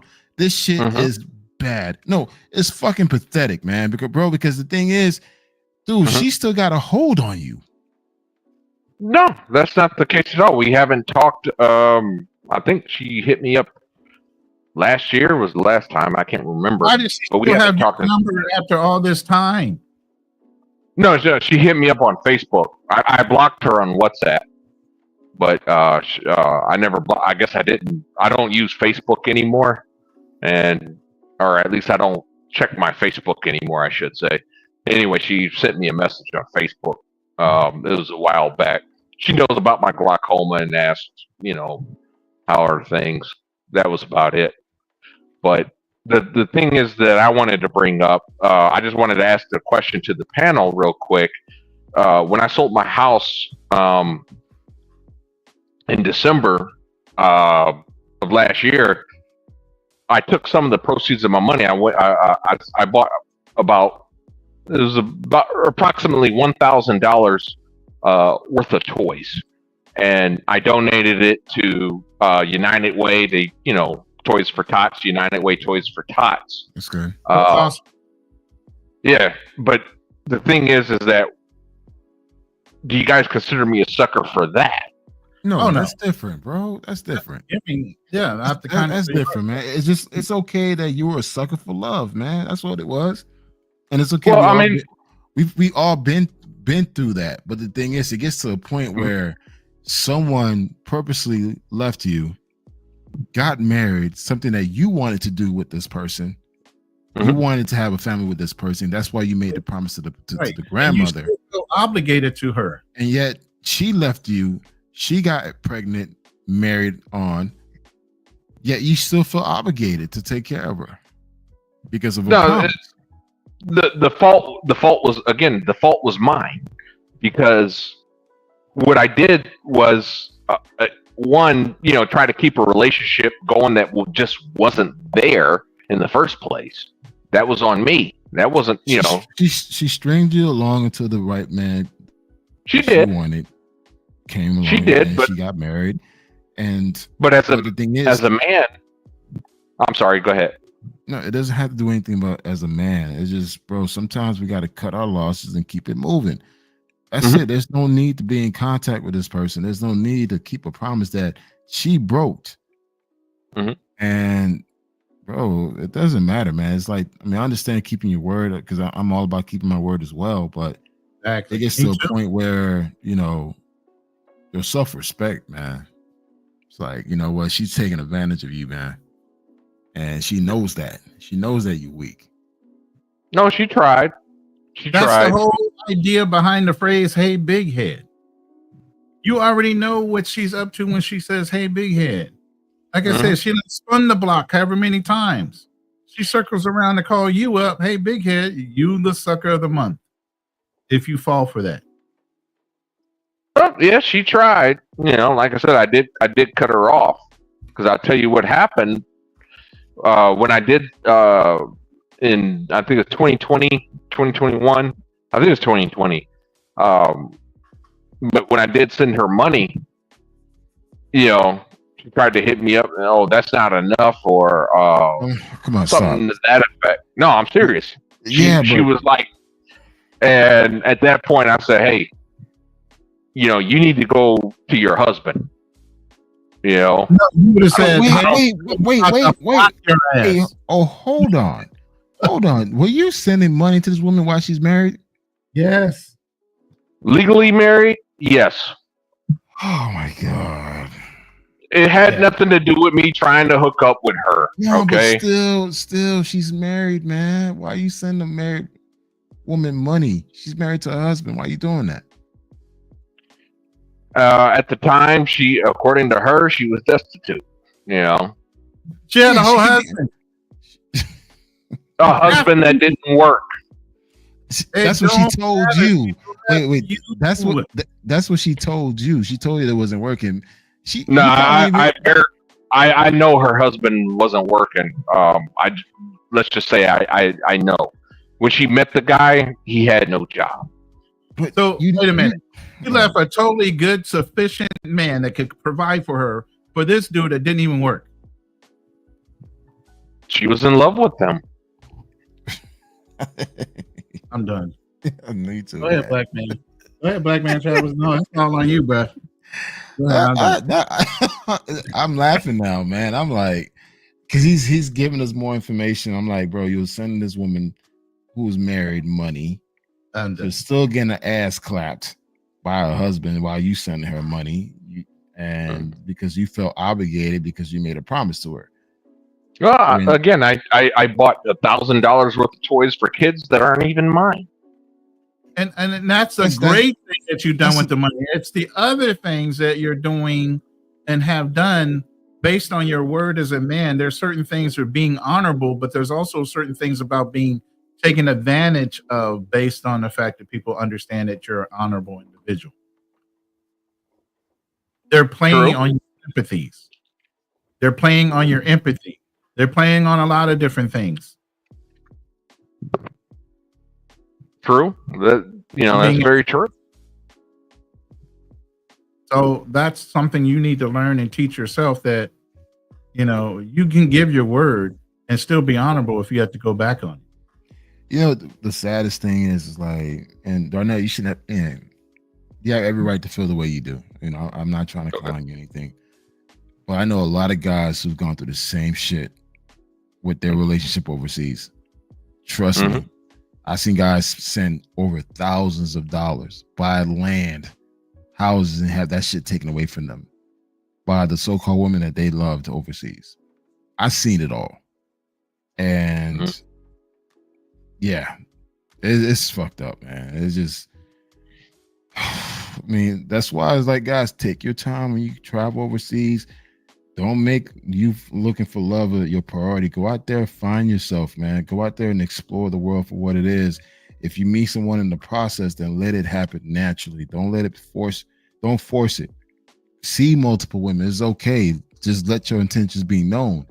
But man, look at the signs. The same shit that you guys talk about here in the United States, things to avoid while dating or in a relationship, you apply the same shit overseas. If anything, you need to do it more, more strict out there, because you have no control of the situation.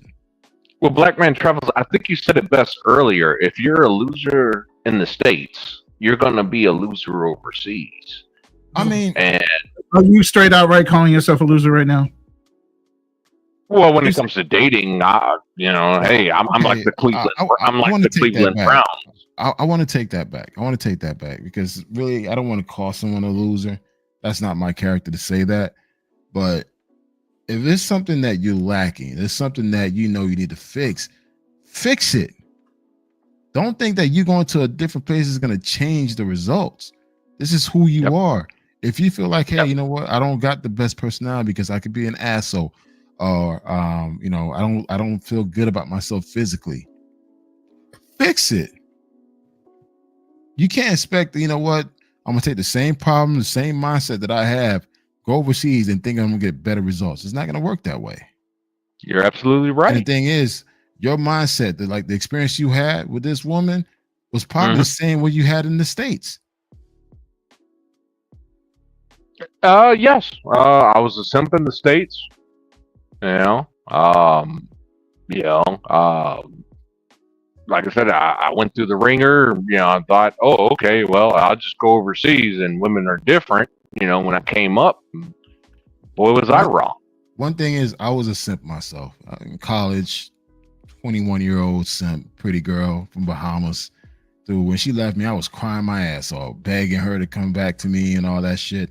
Knowing that, hey, I thought I can't do any better. Yep. 10 We years all been forward. Yeah, 10 years forward. Of course, during those 10 years, I bettered myself. I started working. I graduated from college, became a better version of myself. I see her 10 years later. There's no way in hell I let her give me head. Yep. Dude, so the thing is, I'm trying to say that evolution is an everyday process, man. Now you should be a better person or seeking to become a better version of yourself on a consistent basis, man. Like, we all have issues that we need to deal with. Deal with it. Don't be afraid to deal with it. If you need to go see therapy, you need to go talk to somebody, do that, or let go some of the issues that you had in the past. But like, what I'm hearing now, that it seems like you still kind of damaged, man, by it. That person still has a hold on you. No, she has no hold. Again, we haven't talked since at least last year. That's last year. If she were to call you, okay, if she were to see you right now, how would you respond to her? If she would, does she even have your phone numbers? No. One second, Roland. If she was to knock on your door right now, and you see her, how would you respond to her right now? If she were to knock on your door, you open the door, that's her. Hey, how are you? Kind of thing. I'll slam that door in her goddamn face, bitch. Get the fuck away from me before I call the cops on your ass. Well, I'm not bitter towards her. No, that's not being bitter. I'm protecting myself. That's a threat. That's the thing. It's like protecting yourself is protecting your emotions, man. We as men, we need to do a better job protecting our emotions. And that's why a lot of us, when we go through that heartbreak, we want to go kill everybody, go post them and shit. We need to be careful of that, man. And that's why it's like, hey, again, if she was to knock on your door right now and say, hey, Darnell, let's talk, what would you do? Well, I'd hear what she has to say. What next? Emotional damage. Thank you. Thank you. Okay. No, you shouldn't care. You shouldn't care one bit. Okay, but what next? Ain't nothing in next. your scenario. Next with her. Ain't nothing next with her. That's been done. That ship has sailed. Nothing. Not a whisper, not a nothing. Yeah, man, dude, I'll slam that door so that goddamn fast. Like, yo, man. Yeah. Well, like I said, I mean, I'm not bitter. Again, I have to It's acknowledge. not being bitter. See, again, you need to take that out of your head. That's not being bitter. That's not being bitter. That's just you protecting yourself. If you know that she's your kryptonite, you got to do whatever it takes to keep her ass away from you. Well, yeah, that's why I'm not going to go see her or anything like that. Congratulations, you played yourself. Congratulations, you played yourself. But we painted a scenario where if she was to come to your apartment, knock on your door right now, what would you do? And you basically say, hey, what's going on? You would entertain the conversation with somebody that you should. Yes, but again, I have to have discipline, self-control, to make sure that you know damn well you want to smash them cakes. Nope. Relive some good memories, and start making that promise to her again. Well, I mean, as far as I would agree with you if she had literally showed up, like, say, butt ass naked at my door or whatever. Yeah, I mean, I ain't gonna lie, the temptation would be there, but again, that's on me to have discipline to make sure that, man, hey, I can't do this. A lot of my exes, man, a lot of my exes and girls that I've dated in the past, which ended in bad terms, do I have no desire to sleep with them? Yeah. Not at all. Like I said, I don't want to sleep with her. But you just said that you'd be tempted. There's no temptation. Of course. There's gonna be no temptation. I'm like, nah, I'm good. Yeah. I mean, like I said, I mean, this wasn't a case, this wasn't a case that, this was some pro that I met and, and just like the feeling of her, of being inside of her. No, she wasn't a pro, you know. No, it has nothing about being a pro, man. But she was a conniving ass bitch. Yeah, she was. Honestly, wait, hold up. Honestly, that's worse than a pro. A pro, you already know what her intentions are. Yeah. So sometimes, guys, you got to be careful, man. Some of these girls that claim to be good are worse than the pros. At least the pros, they provide you a service, then keep on moving. The other ones, they're the ones that do more damage. Yeah. And with that, we're going to end this live because this is a good learning lesson. But let's go ahead and end this because I know it's like, what, 1 o'clock there for you? 12 o'clock? 1:20 for me. Yeah, it's only 12 in the afternoon for me, so I could talk all day. We're going to go ahead and end this. Appreciate you coming up, Darnell. Appreciate you being open and honest about your horror story and some of the things that are going on with your life. So thank you for that. Thank you for having me. All right. Go ahead and take you down.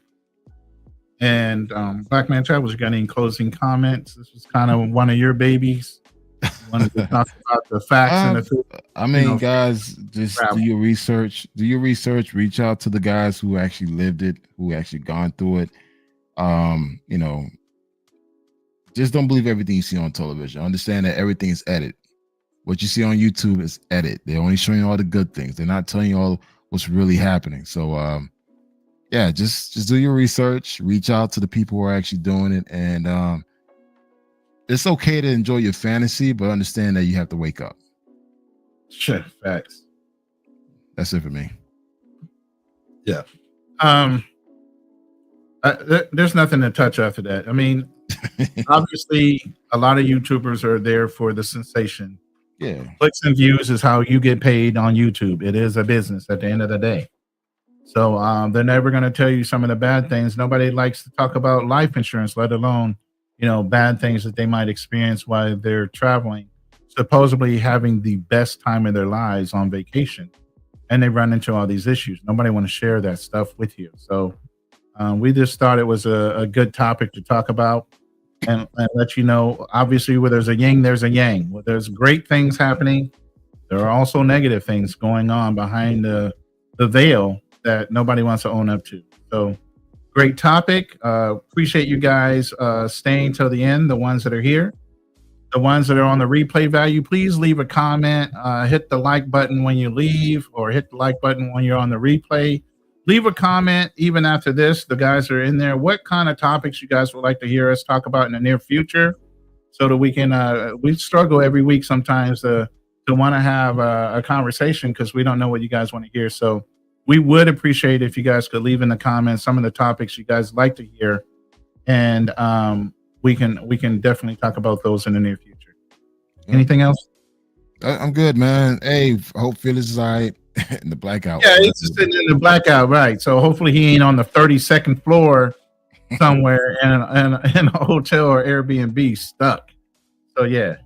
Other than that, we appreciate everybody. Enjoy your day. Enjoy your day, Roland. Yeah, thank you, sir. All right. You guys have a good night.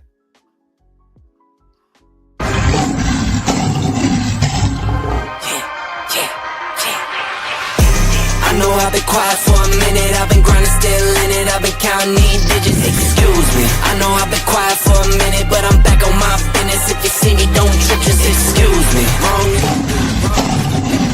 That's why I do me no matter what, so excuse me. If I do, the proof is in the story, you can see that, excuse me.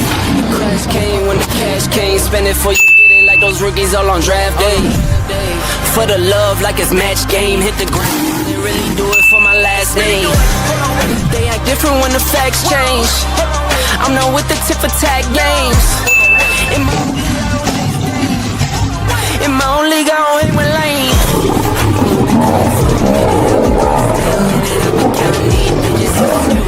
I know I've been quiet for a minute, but I'm back on my business. If you see me, don't trip, just excuse me. Wrong if I do, wrong if I don't. That's why I do me no matter what, so excuse me. Lie if I do, lie if I don't.